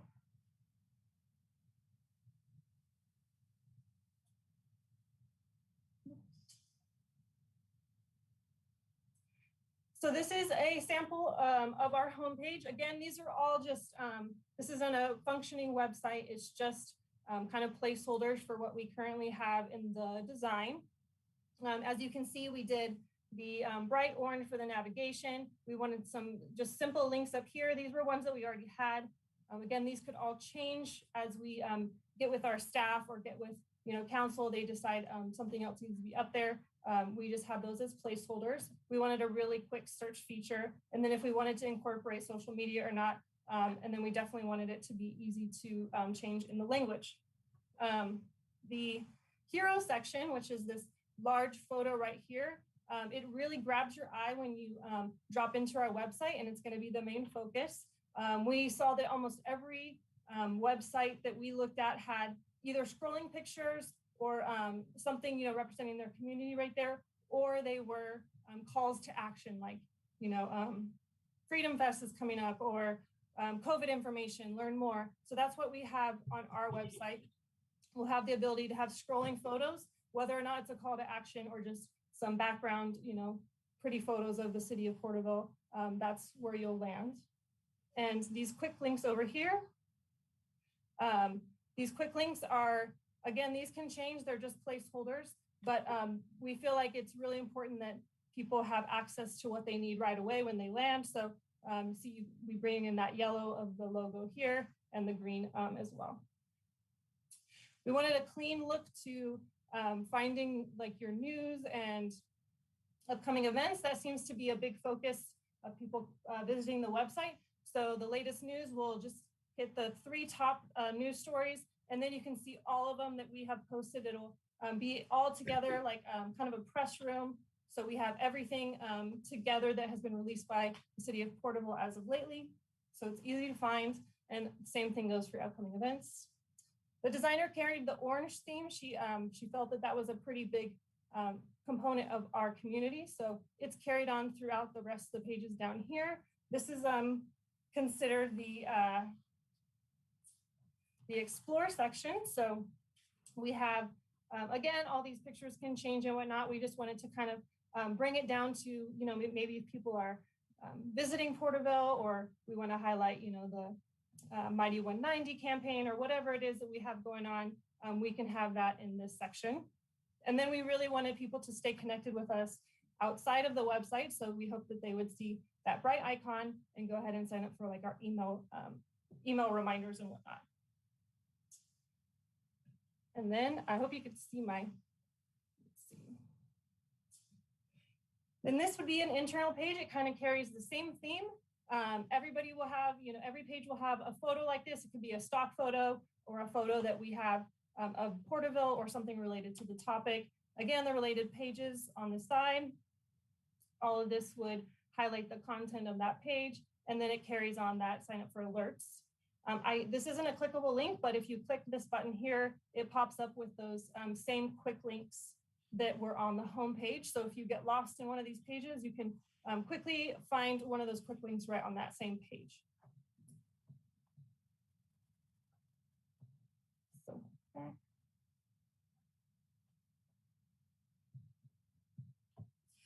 So our next steps are migrating the website. As it was mentioned, we're in the migration phase.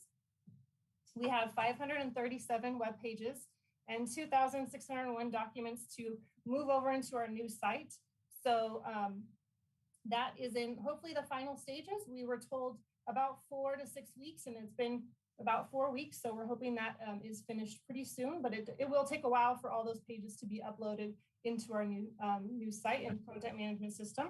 Next, we will work with the staff to review all that, make sure it transferred correctly, and then we will get to teaching everybody how to use that content management system so that we're all on the same page when we're updating content.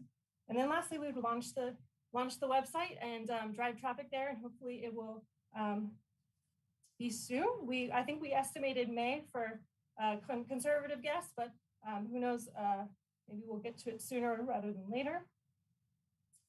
And that is all that I had. We hope that it meets the expectations of the council and the needs of our community, but we're certainly open for suggestions and questions. And again, bring Ted in. He is more of the expert than I am probably. But thank you for your time. Okay. I'm here to answer any questions that the council may have. Great. Council, are there any questions? Mayor? Yes. I'd like to comment. First of all, I want to say thank you.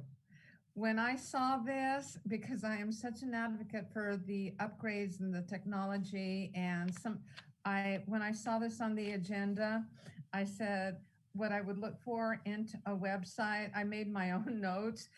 Number one was the mobile to be able to adapt to mobility on a phone, and then that it would be visually pleasing and of course easy to navigate with the colors, the imagery, the simplicity, the functions, and that we know that a designed website, it will build trust and guide visitors in the community.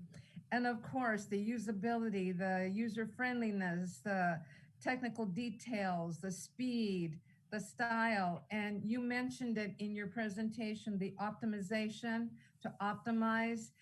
You covered a lot in your presentation, and Mr. Williams and Amy, the both of you have put a lot into this. It's not easy to build on what you had before because that was a difficult, and for me, I'll be very forthright. To me, it was always an antiquated version of getting information, but as I've seen you move to this direction, it pleases me to see that you've taken all these considerations into where it is you're going to go. That's just my 2 cents. Okay. Thank you. Okay. I have Any other? Yeah, Go ahead. Councilmember Stowe. If I may. Thank you. I just have a few questions. Will we be able to have a direct? Does this have a direct link to pay bills for our customers instead of going through the hassle they have to go through now on this current website? Sure. So I believe the city has engaged our financial vendor, which is Encode. So we actually will be implemented online bill pay, and we will be able to add that to our new page. And the other, I noticed we had it, the upcoming events, we had it in Spanish, but the titles were in English. And so if they can't read English, then how do they know which? So I believe the website has a language translation tool. Okay. Yeah. It probably was. The words probably were just what the designer put in as filler. Yeah. It wasn't a live reading of our events. Unfortunately, probably she mixed up a lot of languages in there, maybe. All right. Very good. I just checking. I just want to make sure it's going to be consistent with before.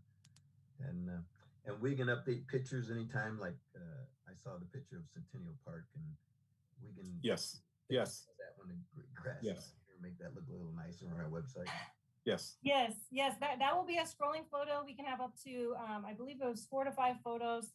Some cities, like I said, choose to do photos of their community, and then others try to do it as a call to action, like check out the new COVID information. It might be a stock photo or something. So we would definitely update the photos when we go live.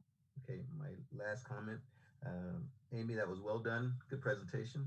And to Ted, are you trying to steal her from Donnie? No. Oh. just check.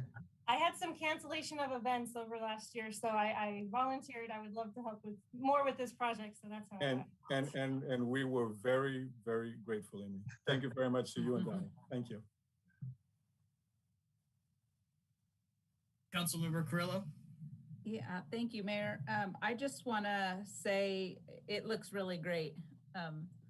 I think it looks interesting as soon as you enter it. I love the colors and that the photos are placed in there. I think it looks really modern but easy to use. I think it was very smart of you to reach out to the youth and ask for their opinion and advice, because they always have a little bit of a different insight, which is very helpful. I think it's going to be great for messaging, and I just think it's going to be a really extremely useful tool for the city and for the community to use. I love the idea for the utilities. I mean, to be able to go on there and pay bills and things like that. I think a lot of more people will use it and want to. And for Council Member Stowe's question, which was a good one about the different languages, when you usually go on to a website that has that, you can choose the language right from the beginning. So the whole website then switches to Spanish or English. Yeah. So they could, and I think there's a little icon in the corner that you switch that in the beginning. Yeah, great job. So great. Councilmember Peñalosa. Thank you, Mayor. No, great presentation. Fantastic website. Looks good. It's I've been curious to know. I know I mentioned it to John a couple of times, like, hey, when are we going to get the website going? But I know COVID-19 has delayed a lot, and there's a lot of additional work, right? But I really appreciate the presentation, and I really do look forward to it. I think that sometimes it's really hard to know exactly how to make a website that is going to appeal to like different age groups, but section, yeah. That we're definitely a step forward to making sure that we can learn from when we launch it. I think we're going to be learning a lot too as well. And 2 questions. The first one is, are we planning to kind of have a report back eventually to see how the first year went by, or the six months in, about traffic and maybe, seeing how community residents react to the launch of the website, and seeing to make sure that we can continue to adapt? Or is there a yearly kind of evaluation that you're going to be just evaluating how the website's going and updates that need to be done? Is that going to be done periodically, or a yearly base, 6 months base? I'm just curious to know if that's something that that's been discussed or not. But yeah, curious to know about that. And then I'll ask my second question after. Sure. Amy, I could. So I believe that there's a third-party tool that we will be utilizing, so we can analyze the traffic on the site. And yes, so we will have the ability to do that. And if that's the report that the council needs, then we can provide that. Thank you. Thank you, Ted. And then the second question was going to be around security issues. Was curious to know, is there any significant, I guess, is there parts of the website where residents are having to input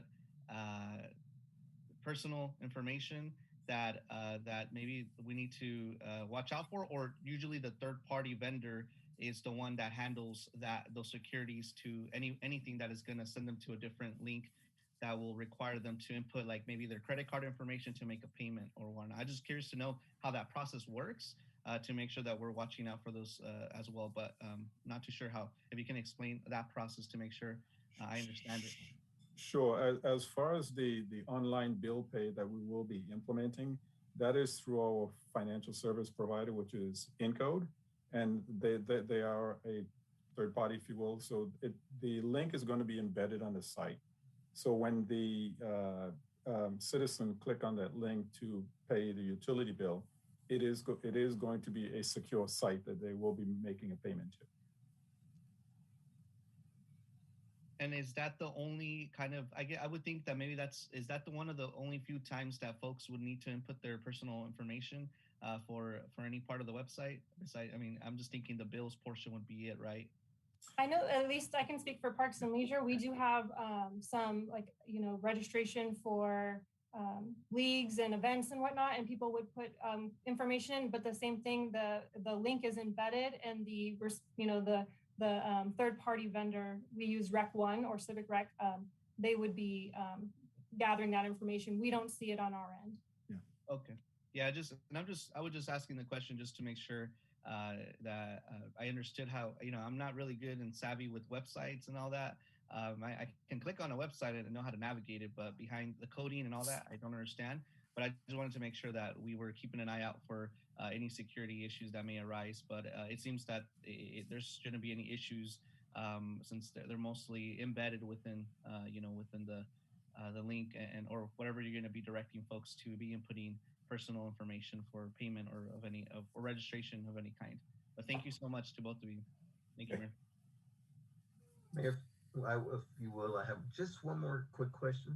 Yes, please. And comment. It was wise of you to get the youth involved. I agree with the council person that said that, because they are today's experts on, they're on them all the time.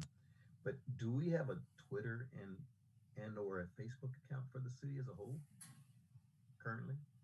Currently, we all kind of independently run different social media. So, Porterville Parks and Leisure has Twitter, Facebook, Instagram. So does, maybe community development, fire, police. We all kind of run independent at this point. We coordinate for major, like right now, COVID. We all send out the same information related to that. But right now, we don't have one specific just for the city of Porterville. We do have a city of Porterville, I believe, Instagram, but again, there's multiple accounts out there. Okay, not that I would know how to use them, but I'm just asking other people. Okay, yeah, I had a few comments and, great, thoughtful way to look at the fonts. That's definitely fonts and colors are the way that the viewer has an idea where we're coming from even before they read what it says. So having fonts that are friendly looking, less descriptive or celebratory, just without any need. I think you chose some pretty good fonts. And of course, functionality is important for the website. People will come for not only answers to questions, but hopefully solutions to problems. And so functionality is always important. I think that on the topic of functionality, making sure that each of our content pages doesn't just go back up to a header for topics, but maybe jumps to the next biggest page in front of it that would have the menu of that item and its like items, so that on whatever platform you're using, you don't leave the site due to an inadvertent back button issue or something, or have to go all the way back to the top. So and likewise, being able to evaluate the points at which people do leave the website, because those can indicate either a lack of content or content doesn't match the question. But I'm sure we'll look at all those issues, as well as the other important thing is to keep in mind partner websites that we engage with, whether it's the Mighty 190 or other websites, making sure that should they leave our website and enter that website, that there's a link back to our website from whatever page they draw it to, so that we don't lose people who went to pay a bill to then decide they want to go on a drive and then forget why things like that. But I think you're probably on top of all that. But those are just the things that come to mind that frustrate me when I use websites. And I know I had become accustomed to our old website. It was like the flint and steel of websites, where you gradually, it was always hard to light a fire with it, but you knew you could get there eventually. And I think that this one will hopefully do the trick for us. So thank you for the presentation.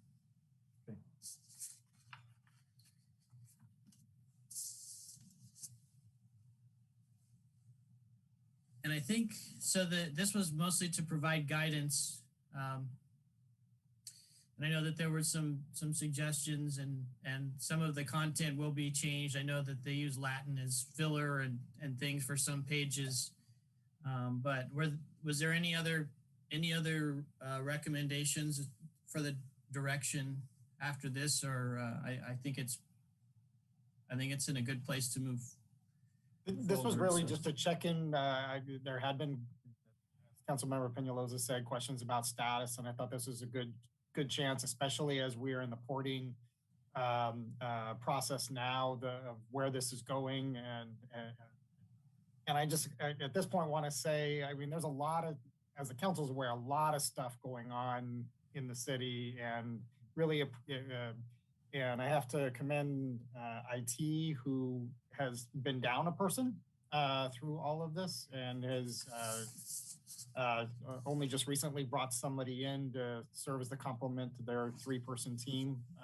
So they were down a person, plus going through COVID and the additional expectations of technology, and really appreciate Amy jumping in and helping keep this project moving forward. Mr. Williams provides me a weekly update on a number of different IT projects that the council's authorized. And you know, what's amazing is that one of the largest companies on the face of this earth counsels on him almost every week because of, you know, lack of availability of personnel or those sorts of things. So you can be one of the most biggest companies on the face of this earth and still deal with the challenges of IT and trying to keep projects moving forward. And I'm speaking about Microsoft. Not a small company, but certainly it's amazing the lack of availability of personnel that they've, and that's a trend across the company.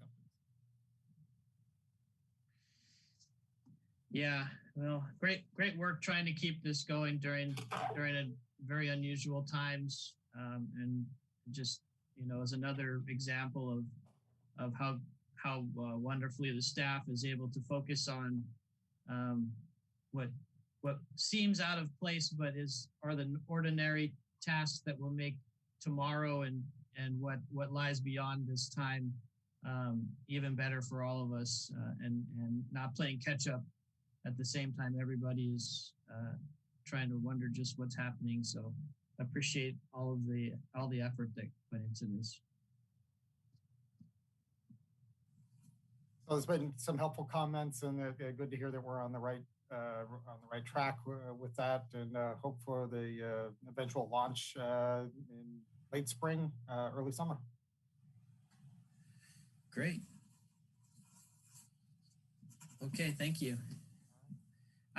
I know we have 4 items left. We have 2 choices. We can take a break, which at 8:30 I was supposed to call for a recess, or we can try to get through these items.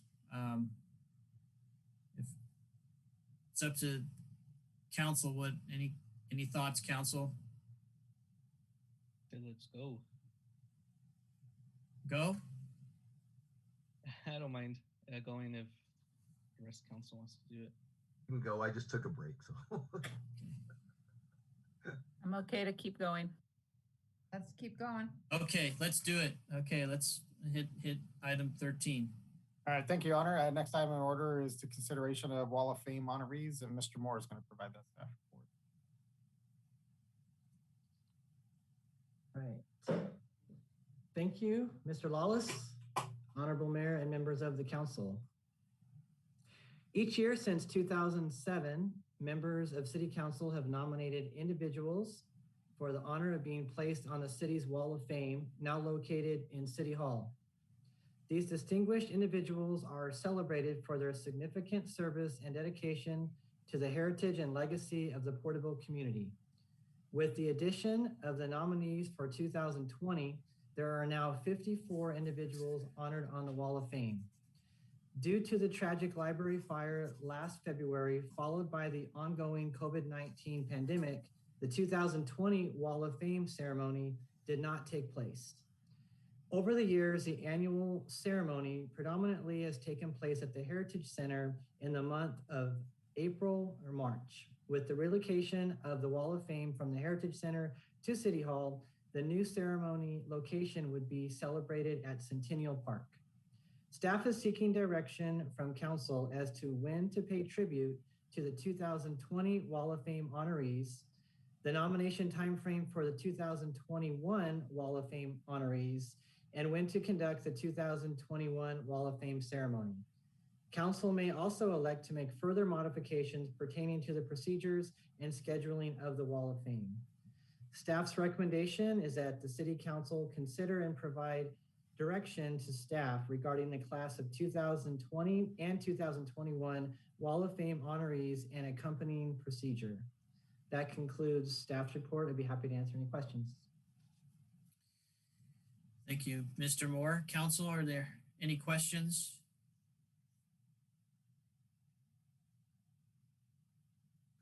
No questions, but if I can make a suggestion, we wait until April.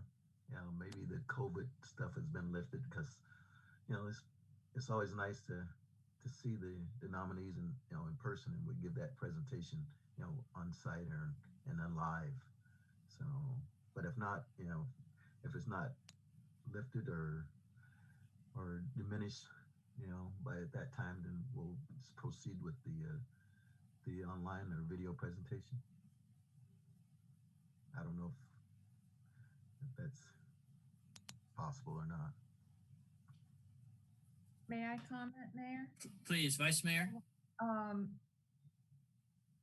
Would this be for the 2020 Wall of Fame honorees on Councilmember Stowe's? Oh. My fault. We're talking about 2021. I'm sorry. Well, okay. I think there's both years. We still have to do the 2020 also. So. Okay, Mayor, may I ask this question? Sure. Okay, all right. We already have the 2020, and then when do we start for the 2021 to nominate an honoree?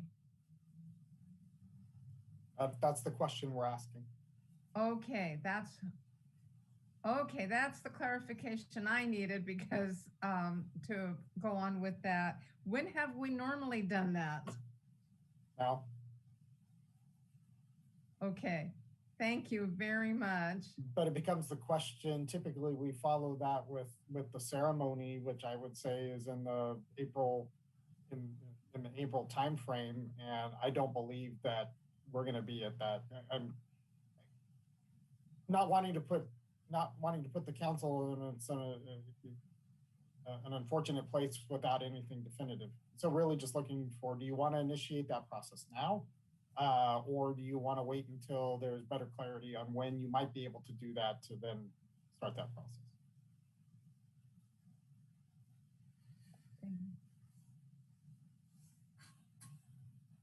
Councilmember Peñalosa? Yes, Mayor. Yeah, I would say, I mean, with COVID, I think we just got to put it on standby. I do think that we should do the 2021. I mean, we already did the videos already, but I would prefer to do it in person once we can allow for it to happen. And so I just think setting it up where we would consider maybe doing, but it's because it's unpredictable to know when. But I could sense that we could do the 2020 in person once we're allowed to, towards the end of the year, maybe in the fall, and then but then we would have to push back the 2021 nominees and ceremony as well, or maybe do them. I mean, it's a lot of work, but do it within the same time period. Not the same day, but during the same month or so. Set it up where we can do it. The 2021 ceremony and then the 2021 as well this year, so that once 2022 comes in, we could just continue the regular schedule. But I know it's hard to say when we are gonna be able to meet in person. That's the only difficult part. Is it possible to do it the same day? Both? That's subject to the council's.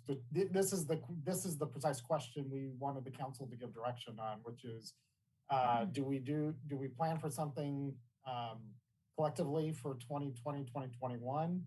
Do we separate them separately, where you might delay the current 2021 process until such time that you've had the opportunity to honor the 2020s?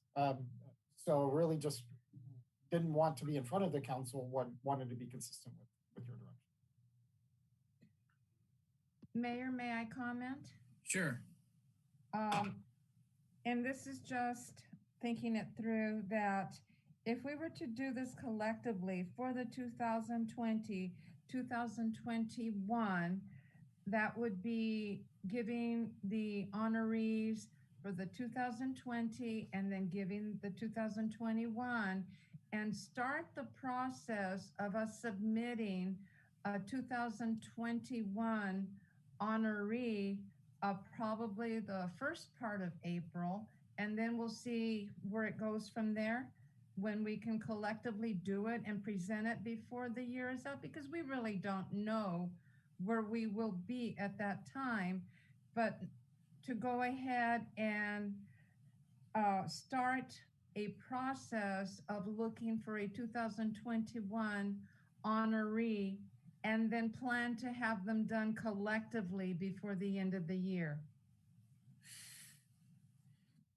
Yeah, I tend to agree. Councilmember Carrillo, did you have a comment? Yeah, I think pretty much what the vice mayor suggested was what I was tending to think, leaning towards, is maybe starting, since this is the time of the year that you would typically start making nominations, maybe start that process for 2021. And because the 2020s are already ready but haven't been recognized, maybe use the closer to the end of the year, maybe fall. And I think it would be a good idea to do them together, to be honest. And I think the in-person is much better idea than virtual. Yeah, Your Honor, if we do them together, you have to realize it's going to be a long afternoon, because we get up there, read their bio, then they come and give a speech, and so. But I don't think people would mind, if they had to leave, if the audience had to leave, they would leave. But I think it may be more work on Amy and Donnie, but their staff will only have to set up one time for this event.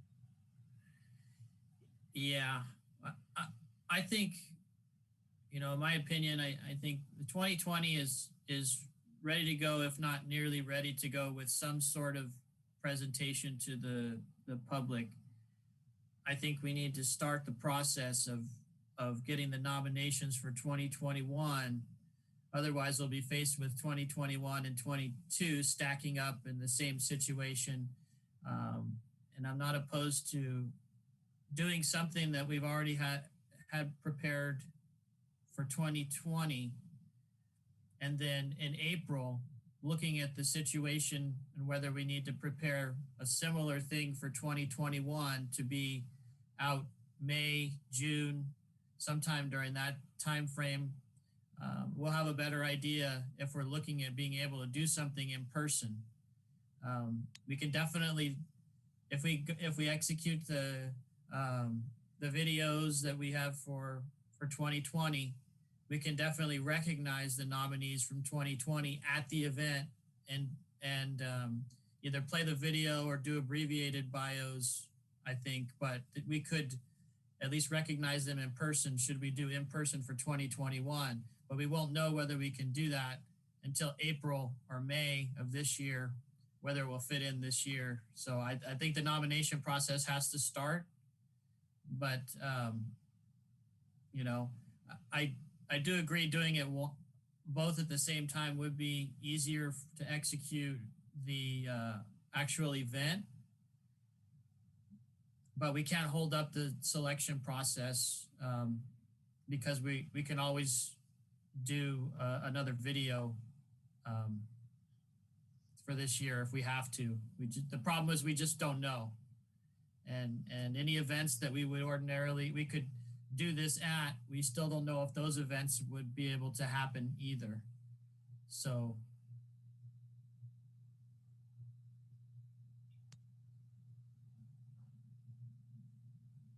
I mean, those are my thoughts, but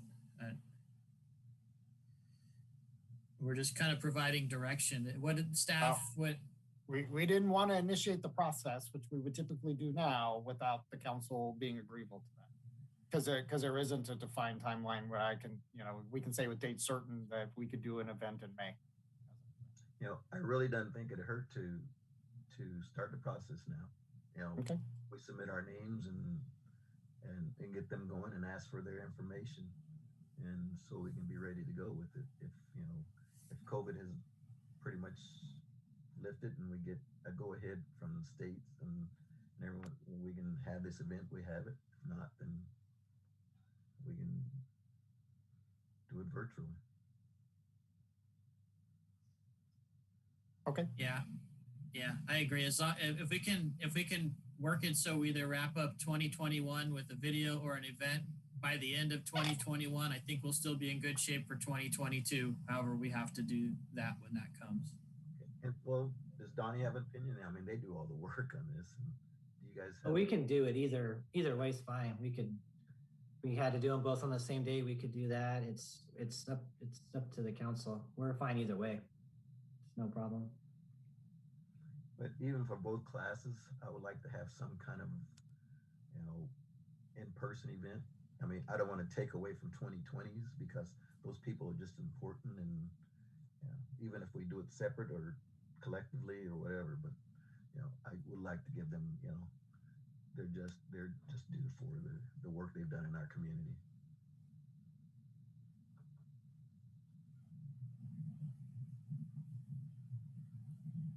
Okay.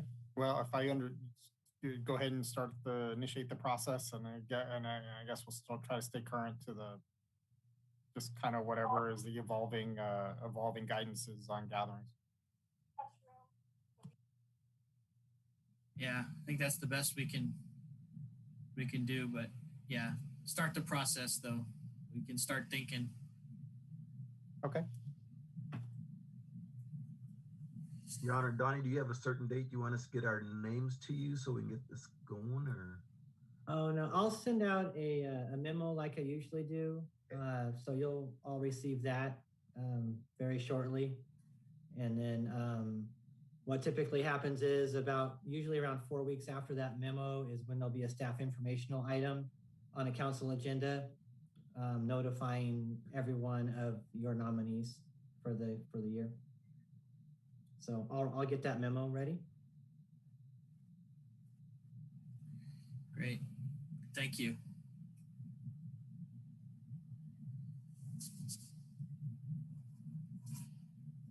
Okay. Thank you, council. Yeah, thank you. We can move on to the next item. All right, next item is consideration of the council scheduling of its goal and priority setting sessions and or direction on how you would like to undertake that this year. A suggested budget calendar has been put together and submitted as a draft, consistent with how the city council has conducted its priority project and goals and objectives in prior years, although there's nothing necessarily sacred to that, and staff appreciates council's direction on what planning process or what goal development process it would like to undertake to do that. And then I guess kind of a secondary element of that is what the budget calendar looks like. As the council is aware, given the uncertainty of COVID in the prior year, we had waited until October of 2020 to adopt the current year fiscal year budget, which I would say still has some uncertainty involved in it. There's still conjecture going on if there's going to be any type of federal assistance. There's been discussions of 350 billion, with a B, 350 billion being allocated to local governments, which would include counties and cities. But there hasn't been any formulas developed that would show what kind of assistance that would be. So there's still what I would say some financial uncertainty with the current fiscal year budget, and especially when we're still don't know yet. We don't have financial figures for even 6 months through this year. So really just look at what serves the council's interest best for in the development of its priority projects, goals, and objectives. It wishes to proceed with the process that is used over the last several years, that it find a date. We have a recommended date as an off Tuesday that would be planned for that activity, or that can be subject to change to council's desire. Happy to answer any questions. Okay, council, what are your thoughts?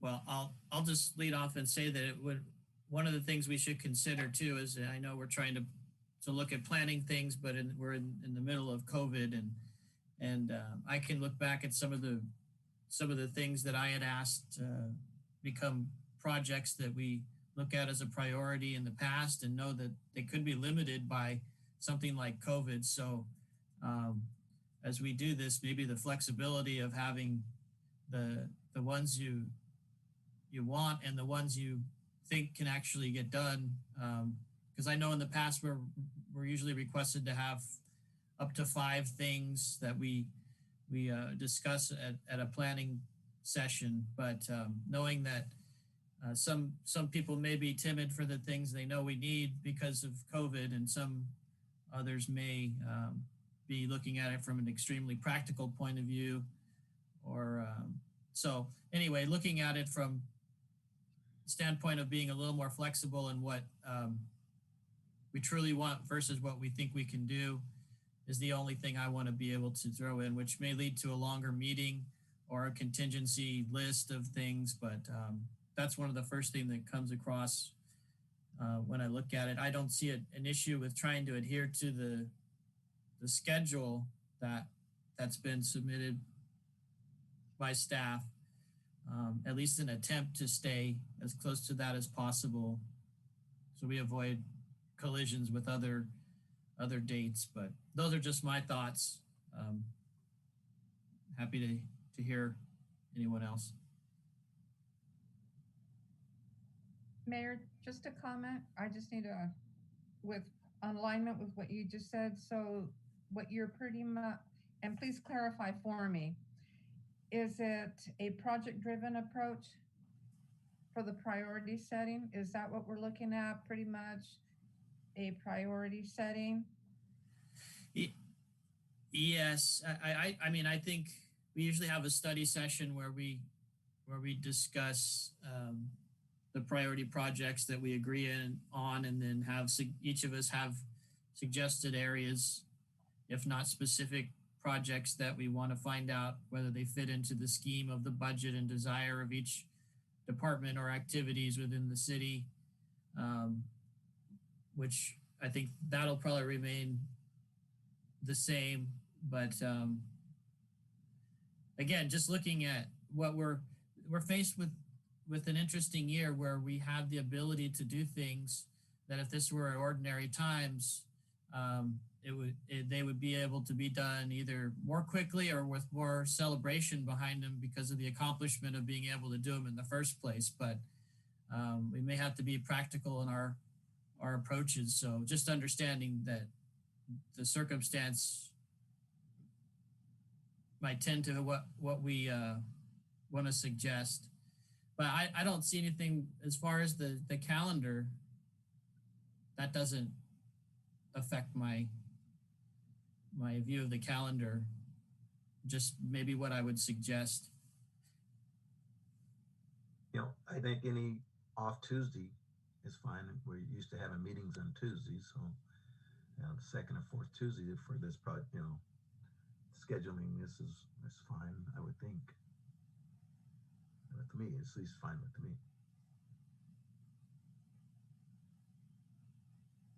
I'd like to make just one more comment, if I may, Mayor. Sure.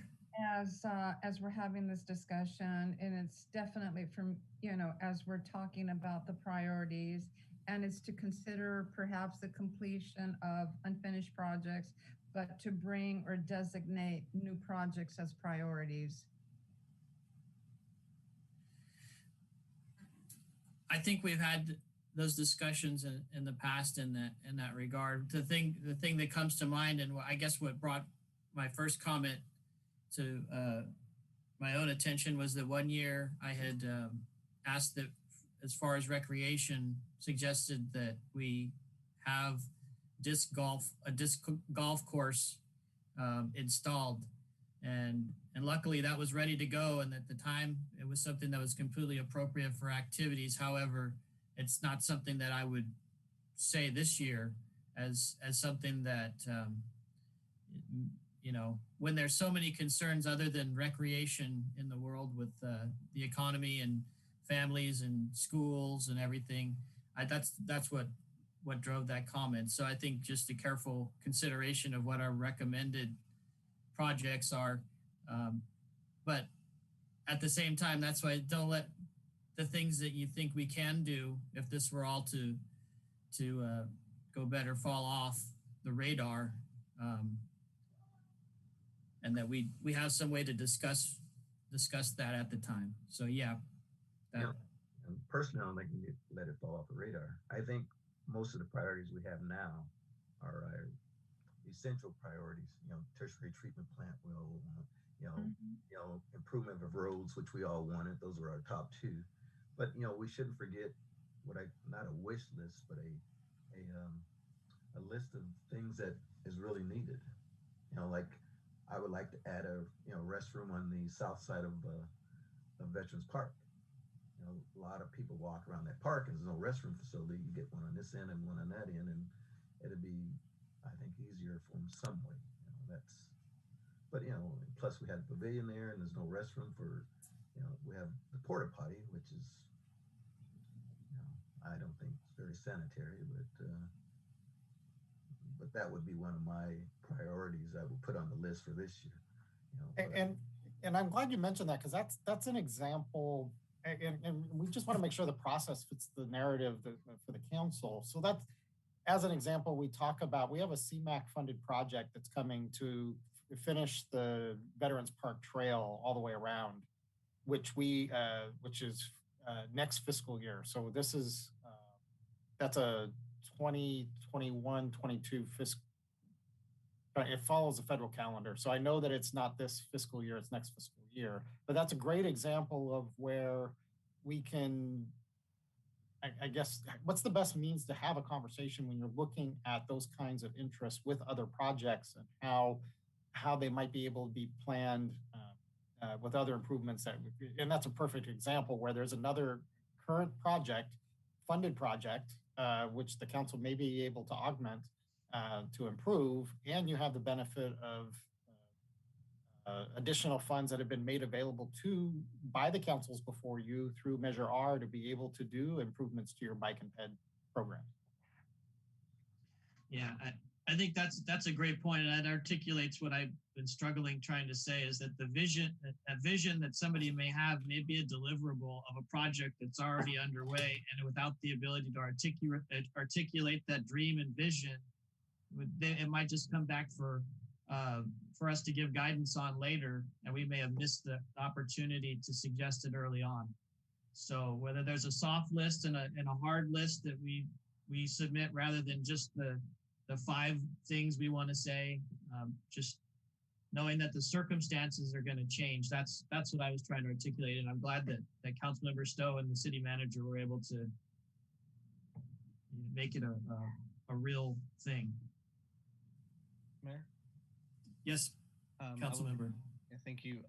No, yeah, I agree 100% with all that. Like, I think that like how we done it in the past, where we'll have the session, we'll make our recommendations, and it'll be great if staff could come back as we finalize those priorities with like those consent, like with direction, will provide us updates about maybe, like, for example, what Councilmember Stowe suggested, that of a restroom that could be part of another project that I wasn't aware of, right? And so then that can be brought back, or anyone else that has any other priorities that they think we should prioritize, and then we can set it up into our goal setting for the next 2 to 5 years, right? And include it in that. So, and of course, there may be projects that we may want to prioritize that are not part of anything, but then at least we'll know. We'll know that at the next meeting, right? After that, or whether, okay, well, this project doesn't fit with any of it. Is council willing to move forward with something like this in the next 5 years or 10 years if it's something that's going to be expensive, right? But that we agree with. But I do like that approach that's been referenced for this priority goal setting meeting. Yeah. Vice Mayor, did you have a comment? Yes, I did. You saw that. I'm okay now as we're having our discussion with the project-driven approach, and that we schedule a goal setting, a goal and priority setting, and I'm okay with the timeline with the budget calendar. Okay. Great, and this was just to provide some direction, right? Just wanted to be sure, check in with the council. Do you want to follow your same planning process, or do you want to embark on a different one? We have a new member of council who I've had a lot of conversations with, but is familiar with different processes. And so this will be Councilmember Carrillo's first time to, and as we've spent a lot of time kind of talking about projects, and I mentioned one just now that we haven't talked about. So that was probably new information to the council member. But that goes really to your CIP, that for the next 10 years, that's really the purpose, if you think about it, is what the purpose of the 10-year CIP is, to put all the projects on the board and kind of move them back and forth, depending on funding availability as well as what the priorities are. I agree. And Councilmember Carrillo, did you have anything you wanted to add, or? I just, one of the things I wanted to do was listen to the other council members talk about their thoughts about the process, because when I spoke to the city manager about it, I mean, I understand I'm the newest member, but I don't have a particular way that I want to take it in a whole different direction if something's been working. And it sounds like that, I mean, this discussion and kind of planning, I like the revisit, because we might throw things out there or have ideas and see if they're a part of something in process, or if that's totally off base, or maybe it's not going to work for some reason, or that we're really stuck, insist on this is a project I really want to do and have an interest in following through with. And, I feel like that discussion is probably going to be the most helpful to me, and just participating in the process itself, I think. So, great. Yeah, thank you. But just listening to the different insight. Thank you. And always, I'm not trying to indicate at all that staff doesn't listen to things that we talk about. In fact, they do connect the dots quite frequently on things that we bring up. It's just that with the chances of the ground moving beneath us, allowing a little more flexibility for everybody to feel a little more comfortable with that. So thank you. I appreciate it. And you mentioned that, Your Honor, and a lot of the times we're like the public, we think, it could be done right now, but we know that it takes money, and we realize what staff is doing. I mean, once we sit back and take a breath, like, yeah, they're trying, but they got to find the money for it. And so, and we do appreciate what our staff does and work hard, but sometimes, we think we got to have it now, but it takes money and organization. You have a really good staff, know how to, maneuver money around to help get things, for us ahead of time. And I really appreciate that. Well, so yeah, and that's sometimes a difficult challenge. I just, as I talked about the Veterans Park Trail, that's been programmed. CMAQ gets programmed 3 years in advance. So when you're competing for those funds, and if you're fortunate to be awarded, which we were, then it comes in when the funding is available. So even upon the award, it's not like, okay, this is next year. You begin to program that. I think there are some unique opportunities that the city's going to have over the next 5 years, 5 to 10 years, to program funds and to see its vision and its goals implemented.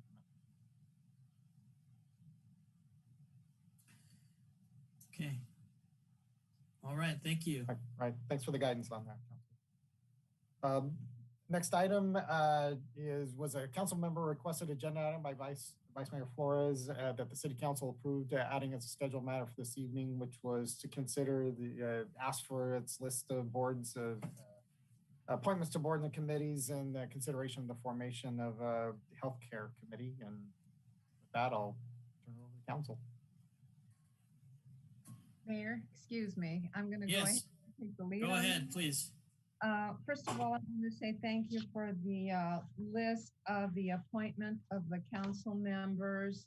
I want to just go and immediately state that I was the LAFCO representative, and I received an electronic correspondence today that has been filled, and someone else will be that person.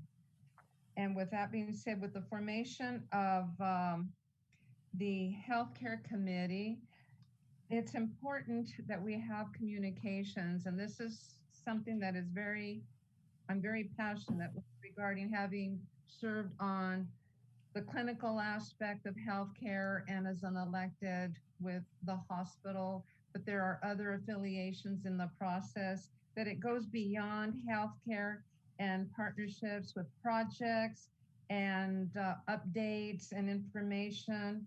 And I would like to ask council for the formation of this committee and to be the representative as the council member to this committee.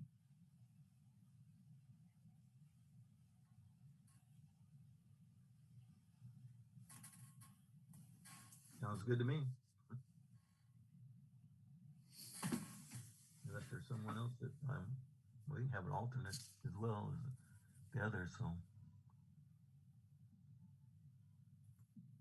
And please. If I may ask, who else would be on the committee?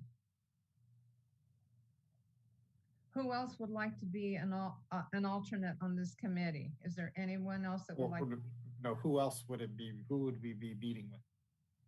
Oh, it would be, in the formation, it would be, for instance, the hospital, family health care, other, like Sequoia Medical. We could extend the invitation to the others and engage in participation.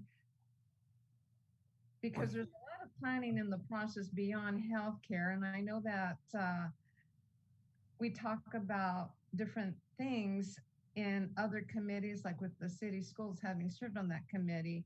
This would be a parallel, but with the healthcare aspect to the committee. It would be a standing committee is what I'm kind of hearing. Yes. Mayor? Oh, Mayor. Yes, council member. I was gonna say that I don't think it's a bad idea to move forward with this. I think it's important. If we would have had something like this prior to COVID, I think maybe communication and different efforts around vaccination sites and testing sites could have gone a little bit smoother if we would have been already in connection with each other. So I'm all in favor for the city, for us to be on the same page together. And who knows, we I don't know, most of us may have heard, but there's already 7 strains from other countries on COVID-19. So it may be that we can get out of this, and maybe not, but in the future, it's always, I think, important to be in contact and communication with the healthcare folks in our city. So yeah, that's my 2 cents on this. And Your Honor, I mean, John's already probably in contact with and did a very good job of keeping us abreast of what's happening. But it would be nice to, have everybody at a round table, thinking, the same idea, have, what do I want to say? Like-minded in all these situations. So we'll be like Councilman Pinello said, we'll be ahead of a lot of things if we did this in our community.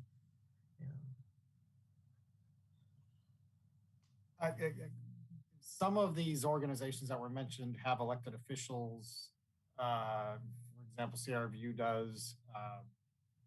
Others may have boards, or they may not have any board. It's just a not independently run.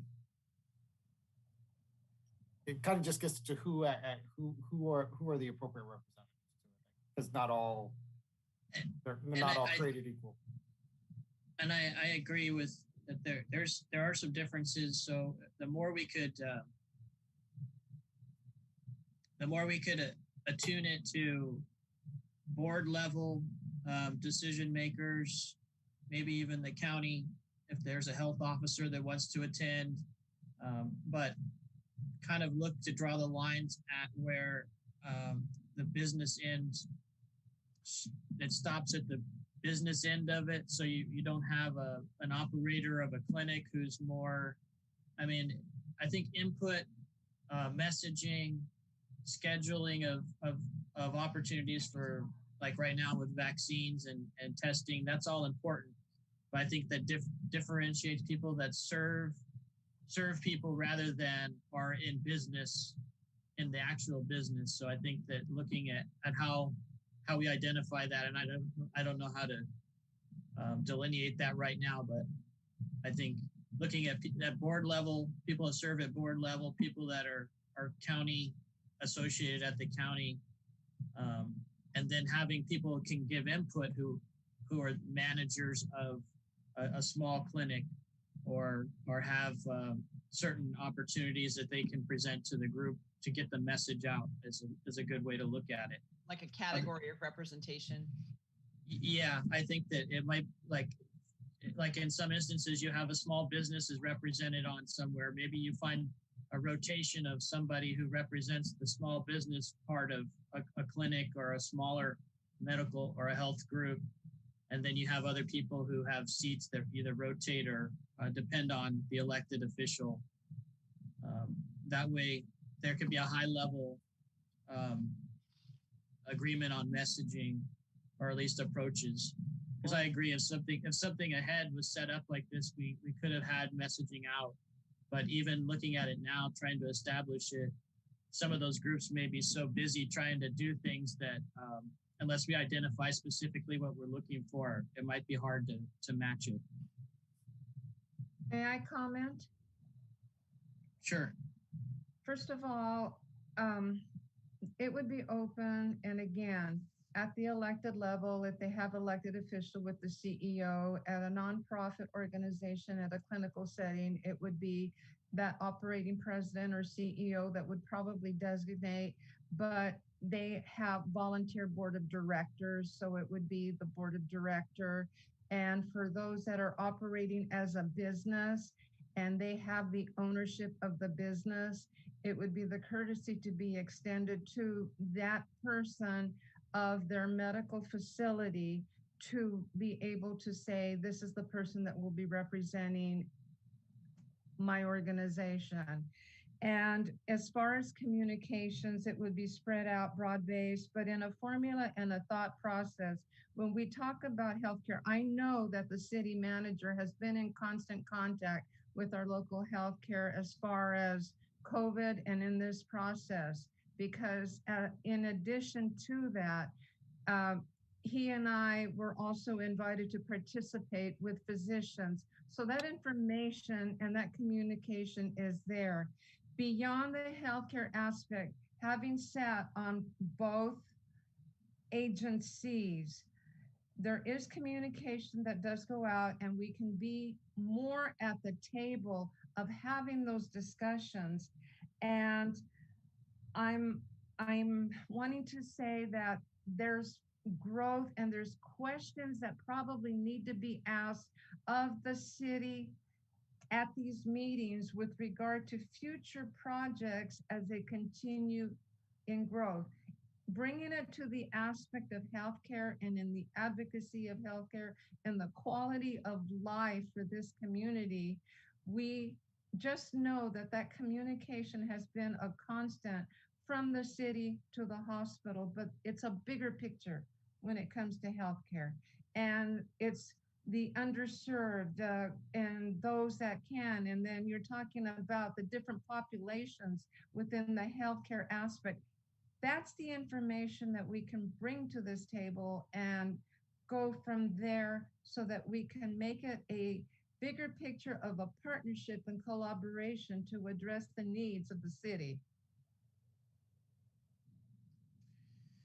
You know, and with that, I agree, because like when we made the transit changes, you know, if we had a round table, someone says, well, you can't stop that bus because we get 15 clients that uses it. And then we can make those arrangements, or they're going to build an addition, a huge addition to their building. You know, we're going to have infrastructure, and we can get prepared for that if that's upcoming within the next 2 or 3 years. I don't think it's a bad idea. In fact, I think it's a great idea if we, you know, because sometimes they're getting, especially a hospital is getting just as big as a school district as far as, you know, people using it. I don't think it's a bad idea to have a roundtable discussion like we do with our schools. I think it'd be beneficial to everyone. You know, I'm sorry, John, it's probably going to be another committee you're on, but.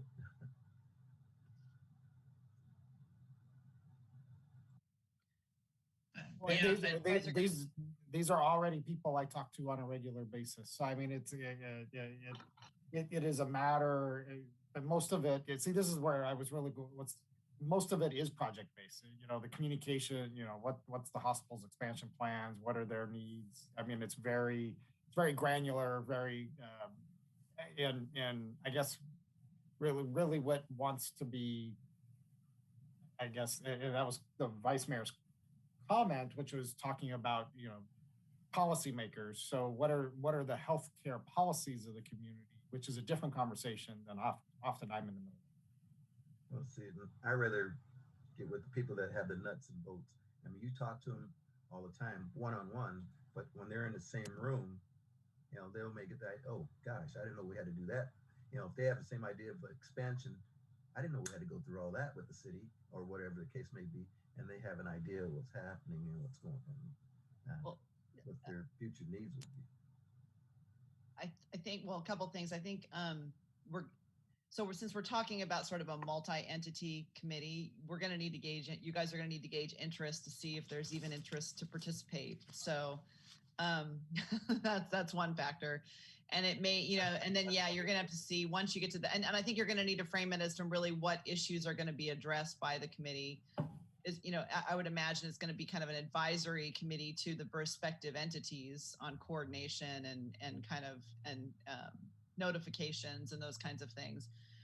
If we are making it, it really needs to be a standing committee, given what I've said, but just got to understand that if it's a standing committee with public agencies involved, it will be subject to Brown Act noticing.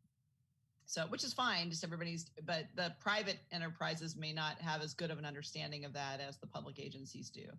Obviously, if you had the city and Sierra View and the county involved, those are 3 public agencies that would be involved. So, Right, and then going along with that, if it's a standing committee, that they'd have to be noticed. Yep. Doesn't like the healthcare center, doesn't it get public funding? Don't they go through the Brown Act as well? I don't think the nonprofits do. No, just the public agencies. So yeah, and I just don't know how much, what level of participation you will get from the private medical sector. Well, we doesn't mean you can't try. Yeah, see what they invite them, and we know this is going to have to be a given. Everybody's going to have to give, and everybody has to want to be involved in it. Maybe they say, "Nah, we don't want to do that," and then it just crashes. But I think that's somewhere. At a minimum, I think your best prospects are with Sierra View. Certainly, that's one that we have existing agreements with for use. For example, Centennial Plaza, which dealt with that was precisely one of the conversations about projects and what their objectives were and facilities that were available, and then putting physical therapy into taking that over when the city purchased that building from Smith Care. So, right, and you can always scale it to the level of interest. Whatever needs to be assessed. Right.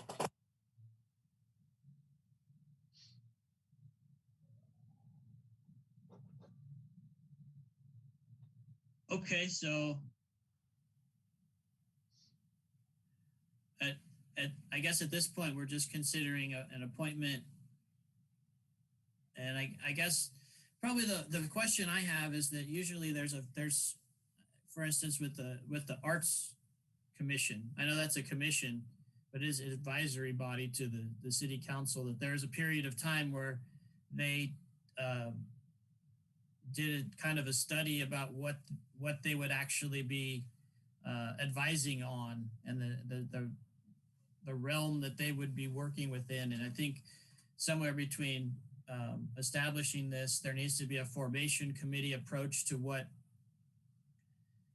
the operation looks like, and how, and so I think those are the only pieces that are missing. But I guess without fielding interest from the other parties, that can't really happen until we see who's interested and what they can bring to the table.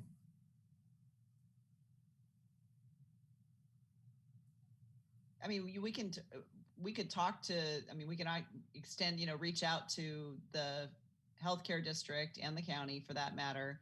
And then we can also look to see, I'm sure there are probably some other examples of these kinds of committees having been formed, and kind of see what they've done. And if you're going to develop it, you can, it kind of depends on how you can do it by resolution. You can do it by ordinance. You've got those options. We have to figure out, and then you can frame the purposes and the powers of the committee as well via that. But yeah, I think there probably some exploratory activities that need to happen to get us there. Oh, definitely. I think the initial process, we have to reach out to the healthcare community, see if they want to do it. They may not want to do it. They go, it's going to be, that's hogwash. I don't want to be involved. And if they, we get enough to say, yeah, that's a good idea, then we can set the limits of who's going to be on the committee, and if there's elected officials or just the CEOs and people, so they can get.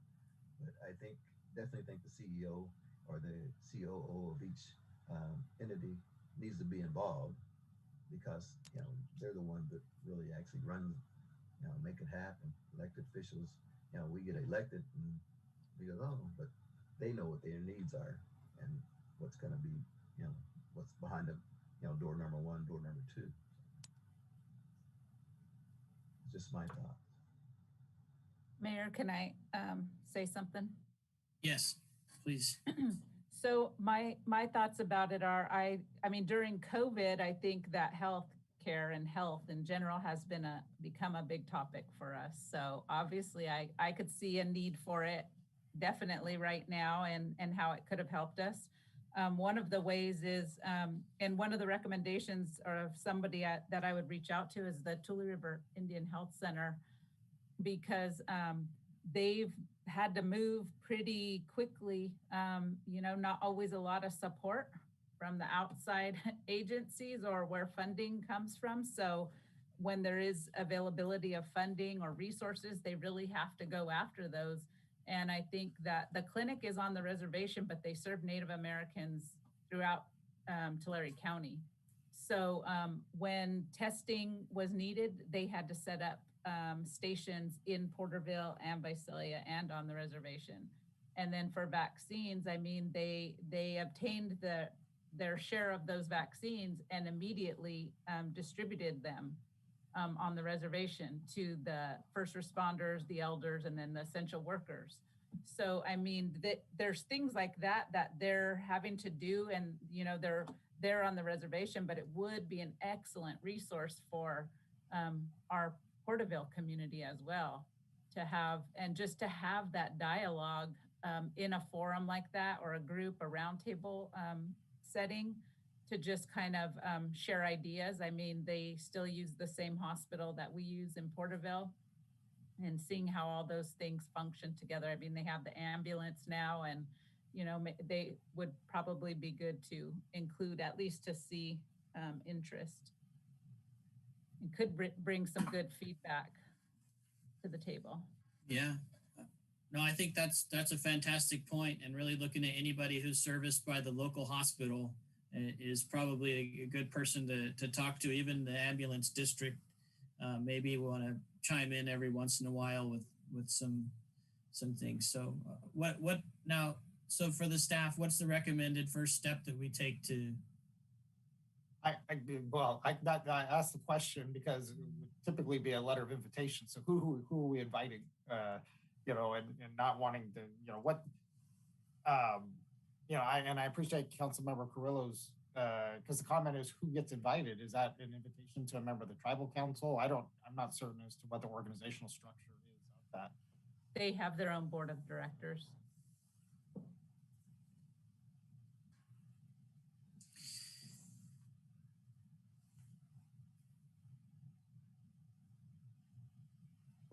So that would be my recommendation is, Yeah. I guess, to work on a letter of invitation to say, the city council has expressed its interest to form a community healthcare committee, and would invite you, your representative of your board, or, it's going to differ amongst the agency. Well, obviously we can't invite every clinic in town, but we can have those clinic members, the smaller clinic members, get together and have a representative, get the information out to them. But I think all the public agencies, entities, the Tule River Tribe, state hospital, the county, they definitely have to be involved, and we can go from there. Like all the independent and business people, if the Family Healthcare Network wanted to be the representative for all the smaller people and funnel out the information, that would be great. But we just and receive their information, the report, I think would be ideal. But that's just my thought. That way we don't have a room full of people. We have 6 or 7 or maybe 8, or maybe a few more, and might be able to get things done and get some information out and disperse it to them, or they, receive it from them. Right. Yeah, and I did want to say, I just know of my communications. This is many folks are still tied up in COVID, so their availability is going to be very, very limited currently. I would say a target time frame would maybe to begin something in the late summer time frame. Yeah, and we don't have to start it right away, but we can put this thought in kids so they can start thinking about it, and and gathering their thoughts and the people that they think should be involved, especially private. And if there's any way to reach out to like our state elected people, just to let them know that we're talking about this, because they're getting information from everything from EDD to DMV, complaints ranging from things that they can do something about to things they can't. And they may be in touch with people right now because of that feedback during this might be beneficial to what the formation of this looks like, and at least maybe giving the opportunity for them to send a report to when this group meets at a state level what's happening, because I can foresee a lot of these healthcare groups having questions that need answers, and it might save a step if we can let other people know that we may be gathering this group that could ultimately be submitting very questions on a more powerful level, united. That would just be my other suggestion. Because this is not going to be the last pandemic, or epidemic that we have. If we can catch it ahead of time and start warning people ahead of time, if we've done it, because if you recall the COVID, doctors saying that, it's going to be something big and it's going to be bad, start wearing your mask early, and protecting yourself. And if that had got out, we might have could have prevented that in a lot of the local places, especially in Tulare County. He would have said, hey, people, something deadly's coming, wear your mask, and stay indoors. And we might have prevented it a lot from here instead of we wanted to stay. Yeah. So yeah, I agree. So the invitation to those who we want to participate, but also letting people know who might just be able to gather information for the group, but not necessarily be at the table all the time.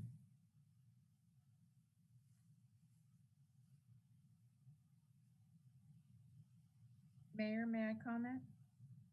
First of Please. all, I want to thank each and every one of you for your input because it really helps. It's very beneficial with regard to the needs and what you're looking for in the formation of this committee. And I would have to agree with council member that said, first of all, we just need to do the outreach, see who is interested and go from there. I am very much in agreement with something, like toward the middle of June or something further out to that regard. But at least if we don't ask, we won't know.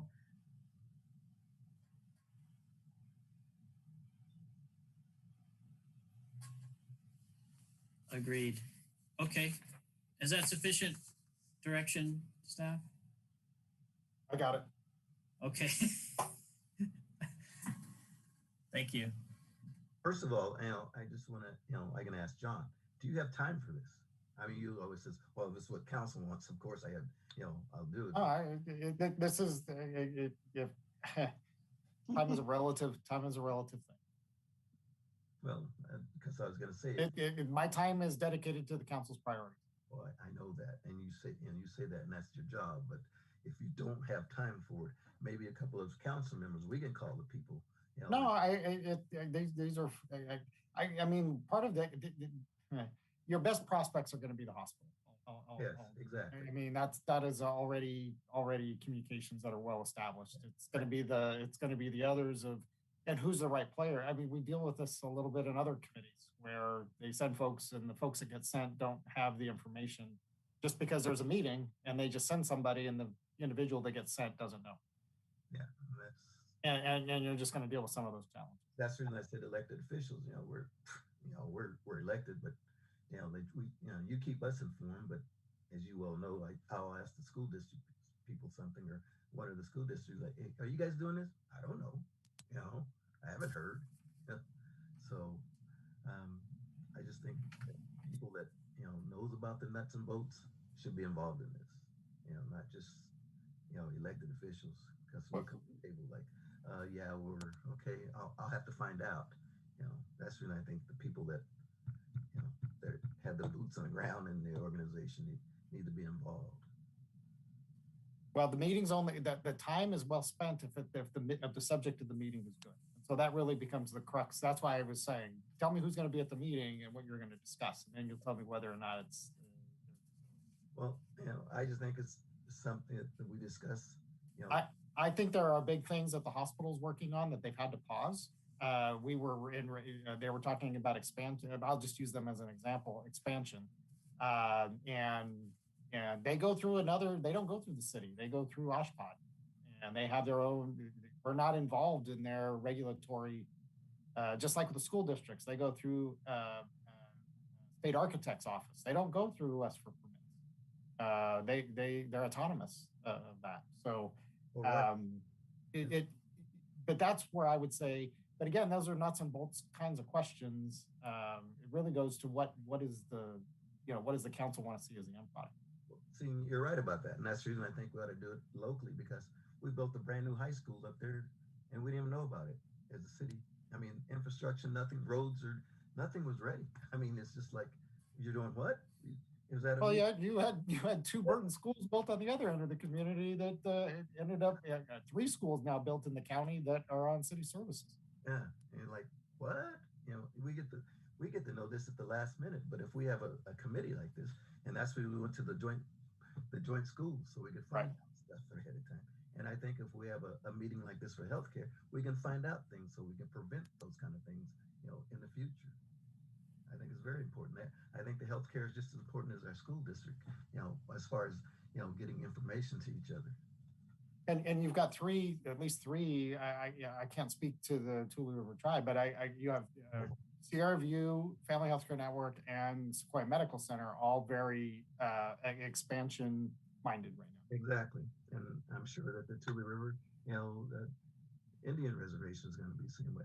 I just think we have 5 groups, good size groups that would love to get involved in something like this. Mayor, may I comment? Yes, please. I can appreciate Councilmember Stowe's comment because initially local was where it was anticipated, and he just reiterated, having served on the City Schools Council Committee, how that formed. Again, I have to agree with City Manager with regard to the subject of the meeting, but I understand that there are projects within these organizations and these agencies where they have potential for growth. And having worked for the school district, I know that they don't go through the city. It's just how the formula is done. And serving on the healthcare district, they don't go through the city. They go through this OSHPD, and they're the ones that put the pieces together. In the meantime, there are projects that probably they made an investment where if they would have had and brought to the table and gotten some information, some of those things wouldn't be sitting there. And it's to help and to collaborate. Healthcare is important on the medical aspect, but these are organizations that are always looking to grow within the community, and they continue to make investments in the city for the growth of their agencies. So I can echo what Councilmember Stowe is saying, the importance and the value of having this committee at that level, and maybe later on expand it for growth to that regard and include other entities. But first, let's see if we get a buy-in from the local agencies and their interest. Okay. Get the buy-in.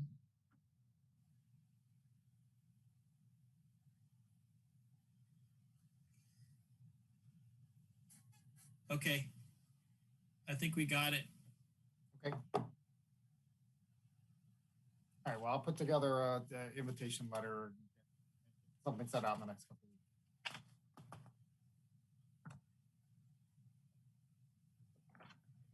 weeks. Okay. Does the council need to take any particular action on appointments or anything like that?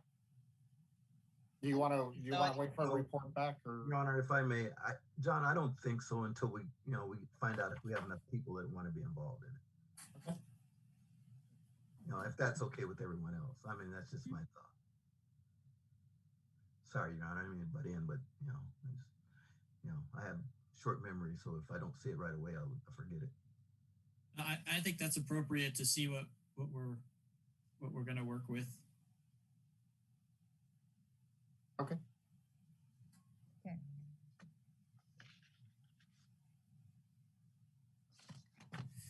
All right. there one more item? Final item, which is your typically your final item, which is a review of your status and review of a proclamation of local emergency. Just a quick update.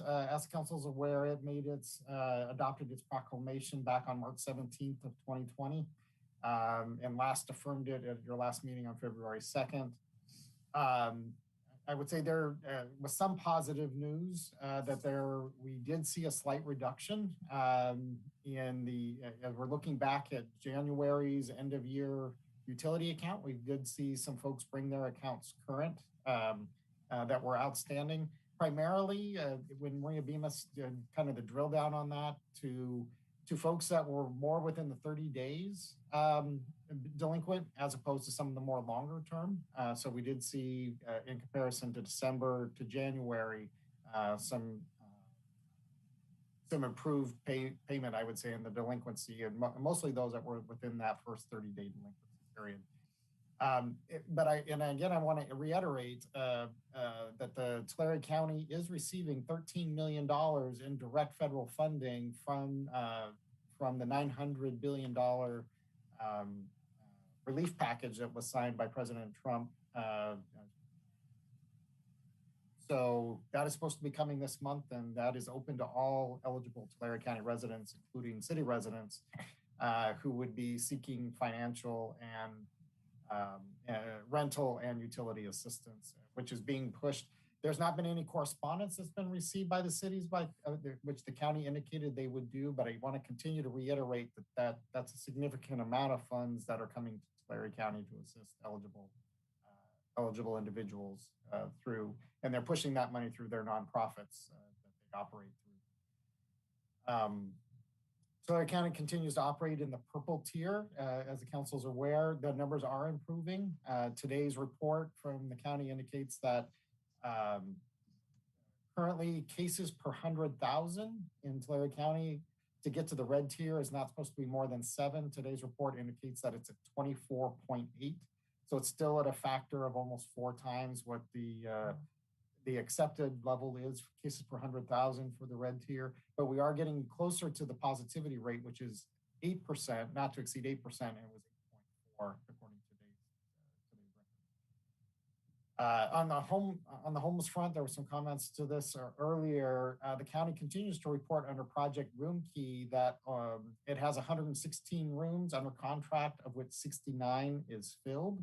So by their report, it shows that there are almost 50 rooms available, which some of those have been able to be double filled by their own acknowledgement. It's not a great system. It only works when there are couples generally that are adapt to living together, but there are rooms available according to the county's report.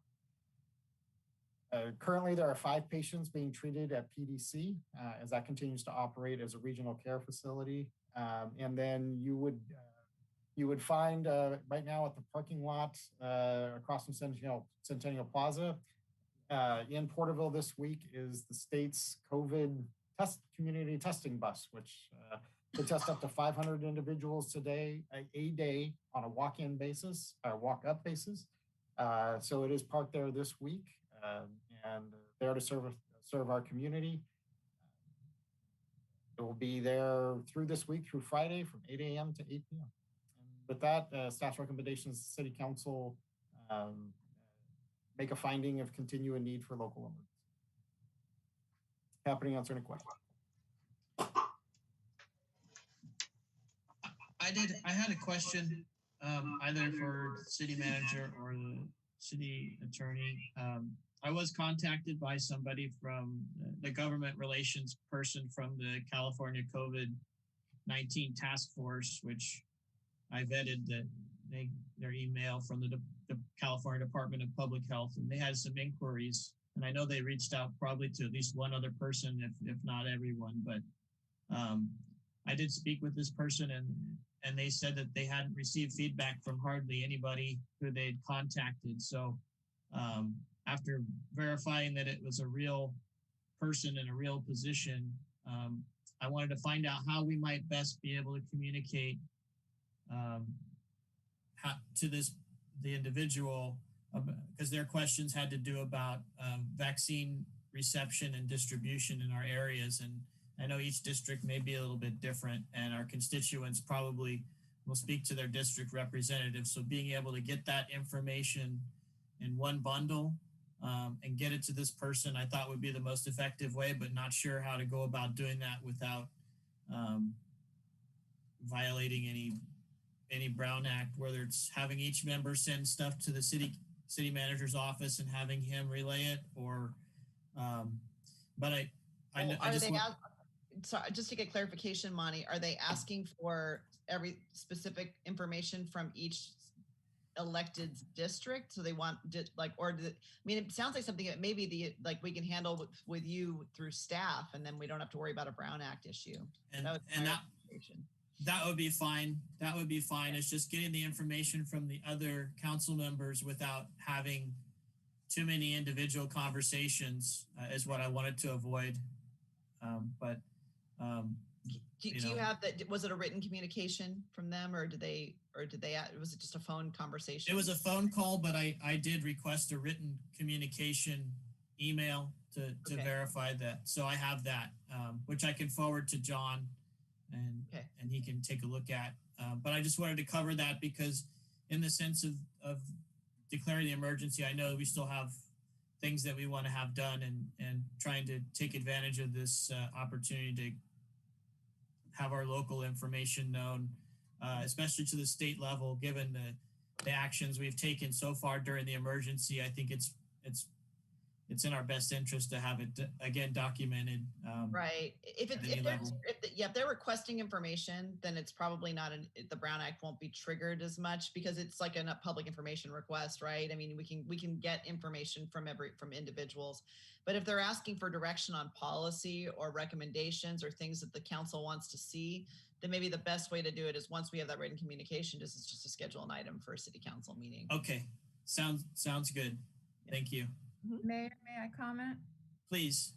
I wanted to state for the record and public, for transparency, that I received a voicemail message from the same person asking the same information that has been, requested of you, just so it's noted and of record that I did get the voicemail message, have not returned it because as legal counsel states, perhaps it's something that should come from you, not knowing whether anybody else had gotten information.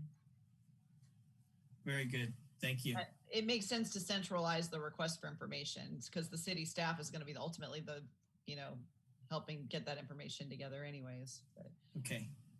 Yeah. And I too received it, but I just thought it was scam, so I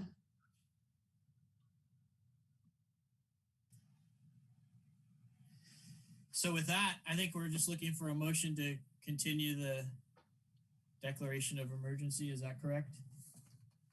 Unless there's any specific actions or that the council wishes to take? Not sure how critical it is during this point, but I know we had a discussion at a previous ad hoc committee meeting for COVID-19. Prior to, the previous meeting, we reopened the playgrounds. And I think that one thing I wanted to mention is that we're careful in our messaging that we didn't open the parks on a large scale, that we reopened the playgrounds. So the pavilions and things are still closed. However, at the time of discussion of what that would mean, Mr. Moore had articulated that the disc golf courses could be made to be safe for activity from COVID. And just if we need to bring back an item to discuss how that could happen, because the weather's going to start being nice, and if there's a way to add that to something that's safe and distanced and approved by the state, I would love to have that discussion again, not pavilions and everything, but what we can do. So I guess I would suggest that as a future item. I know that we're going to need the committee's going to be asked to schedule. We have other outdoor dining permits that are starting to be received. Okay. Consider that as well with the committee. Sounds like a plan. Okay. So we can take that to the committee and come back with a recommendation from the committee. Perfect, certainly. Okay. Well, that's all I have with it. So.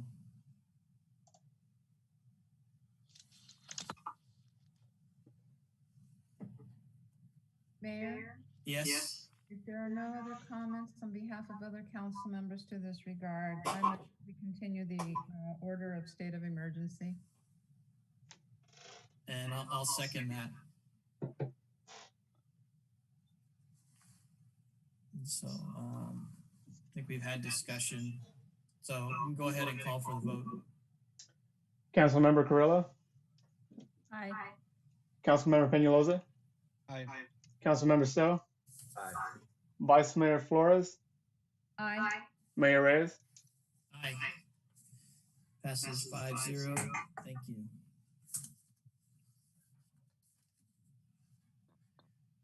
Okay. And that brings us to, sorry, I lost my page, oral communications. Have we received any oral communications, or are there any hands raised?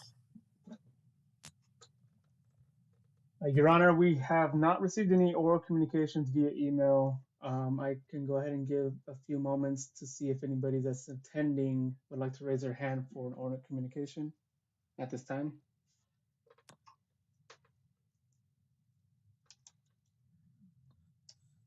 Your Honor, it does not look like anyone is also raising their hand. Okay. Okay, so we can move on to other matters. Councilmember Carrillo, did you have any other matters? No, I don't. Okay. Councilmember Stowe? Yes, I do. Actually, I received my second COVID shot last Friday.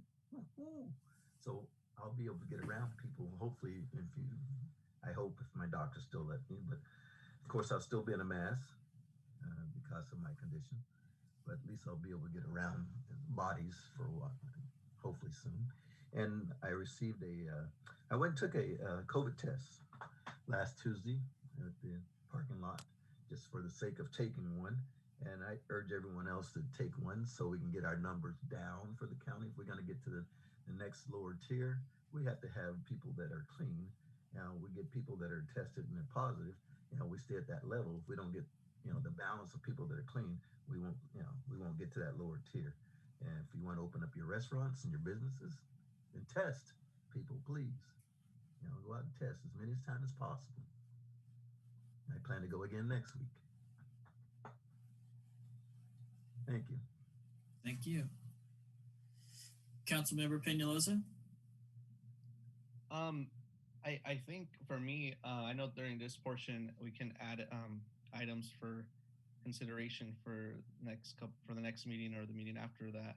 I wanted to kind of have a conversation to add an agenda item for possible future meeting around what's going on with the homeless folks. I think one of my concerns from at least from what I've heard today's public comment was just the fact that there was, the number says that I know Mari Perez, the person that came to speak and the executive director for CVA, spoke about there being 150 people that were noticed. And then from a prior meeting report that the vice mayor had provided an update from her conversation with the sheriff, he had stated that only 2 people had received a notice. So I think for the sake, I would like to have a conversation, like an update, like to make sure that at least us at the city level, we're aware of what's going on, just because it does, I think, impact us.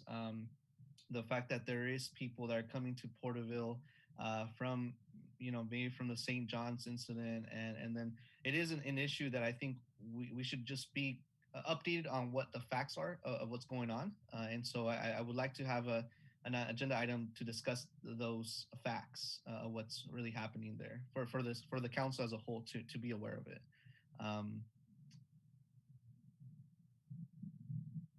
And that's pretty much it. Yeah. So I have a question about, so do you have a suggestion on where the facts, who and how the facts, are you suggesting the sheriff update us on his actions? I would suggest that I definitely discuss it as an agenda item to see what we could go to move in what direction to gather those facts, if that makes sense. So like just an agenda item to maybe consider what we can do, who do we need to ask, but just kind of have that discussion of what that looks like to make sure that we're able to get, and maybe it would be with the sheriff most likely, to make sure that he can provide us an update of what's really going on, to make sure that as we move along in addressing the unhoused community folks, we know what's going to be happening. If there is going to be a massive eviction, then at least when people ask us like, why is there more people in the city of Porterville? Well, they were evicted off the river, right? So at least we're thinking of what solutions we're looking forward if that were to happen. But I think for the sake of discussion, the agenda that I'm asking is just to have a discussion with ours to see what that looks like, and maybe it would mean inviting the sheriff to provide us an update of what's really going on down there, because there's conflicting, I think, stories that I'm hearing, at least from public comment today and from what I heard at the last report. And Your Honor, if I may, if we do, and I just to say, I don't know if it's a good idea to ask the sheriff, but we have a police chief that can go through that. We can go to the sheriff and they have a good report and get that information from our chief. And right, and I think another benefit would be to identify the jurisdictional boundaries that exist with city, county, as well as private and city property while we have that conversation. If the item, if there is an item that comes up about that, it'd be nice to understand what we're talking about. As long as it's productive and leads to facts, that because I know that public comment can drive a lot of emotions, but I don't know that necessarily they should drive items but they can if there's facts involved with being able to unravel what's happening. Yeah, Mayor, I agree. I think it would be good for the public to also be aware of what those jurisdictional lines are, and we can have that as information too, because there's always those comments that I'm sure most of us receive about what are we doing with the homeless? What are we doing? And it's like, well, we don't have jurisdiction. There's private property, a lot of private property in the Tule River that there's homeless. But I guess it's an initial conversation about just to figure out, at least for me, I would like to know, add this as an agenda item to just have this discussion about what is really happening there. And if it means having the chief reach out to the sheriff to give us a report, then that's the way to do it. But I just thought this would be the appropriate time to kind of just share that I would like to add that as an item to the discussion at a future meeting. So that's to go on a consent calendar to go on as a future scheduled matter. Yes, that's what the request. Okay. Vice Mayor, did you have a question or a comment? I have a question. I just wanted to make a comment of clarification.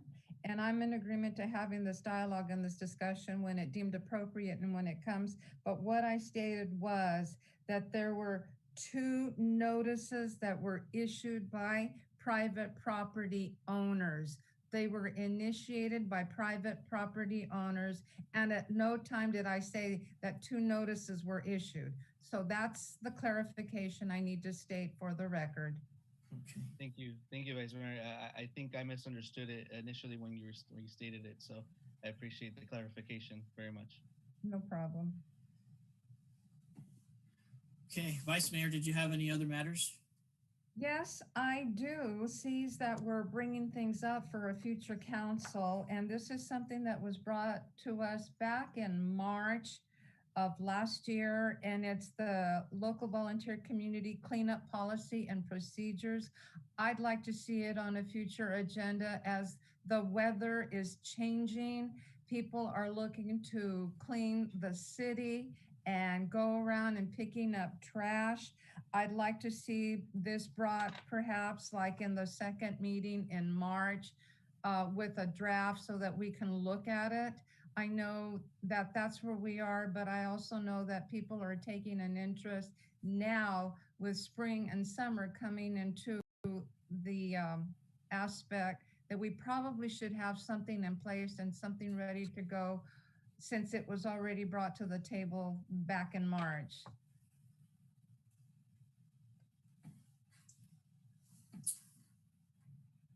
Okay, great. And then one more comment, if I may. Yes.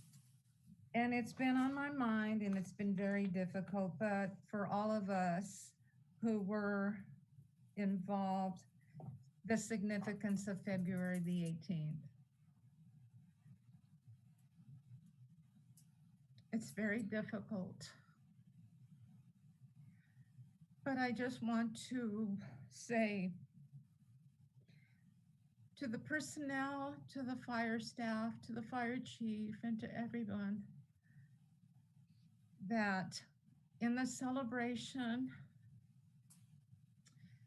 of the legacy of Captain Raymond Figueroa and firefighter Patrick Jones, that we will continue to work toward the resiliency of this community. That's all I have to say for right now. Okay, thank you. I appreciate the comments. I wanted to let the council know I was asked to speak to a class of 4th graders at Monte Vista School as part of their outreach to learn a little bit more about the city. So even though it wasn't a group of angry constituents or anybody that had something to put forth, it was still the opportunity to reach out to answer questions that the students had, and was glad to take that opportunity. And you know, any time I can do that is always a benefit, I think, to the community. And you know, of course, Vice Mayor, what you just said, I definitely echo the same sentiments. And as the 18th draws closer, just collectively, all of us bracing for the emotional impact of that day, and trying to save enough strength to be there for those who will need the support, family, friends, coworkers, colleagues, fellow council members and staff. All of us will be depending on each other as well as the public. So it's definitely something that is weighing heavily on my heart this entire year. But resiliency, you said it, it's the key word. Not that we can get over it, but we'll never completely recover from it. It's just getting through it with each other and trying to make our best way forward. So those are my only comments, and I'll leave it at that. So John, did you have anything that you wanted to add?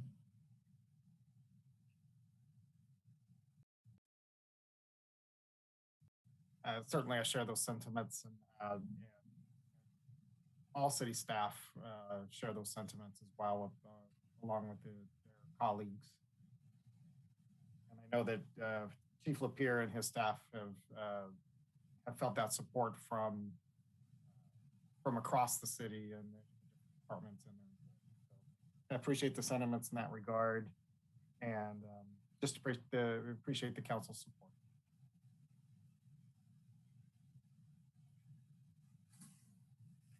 Well, thank you. And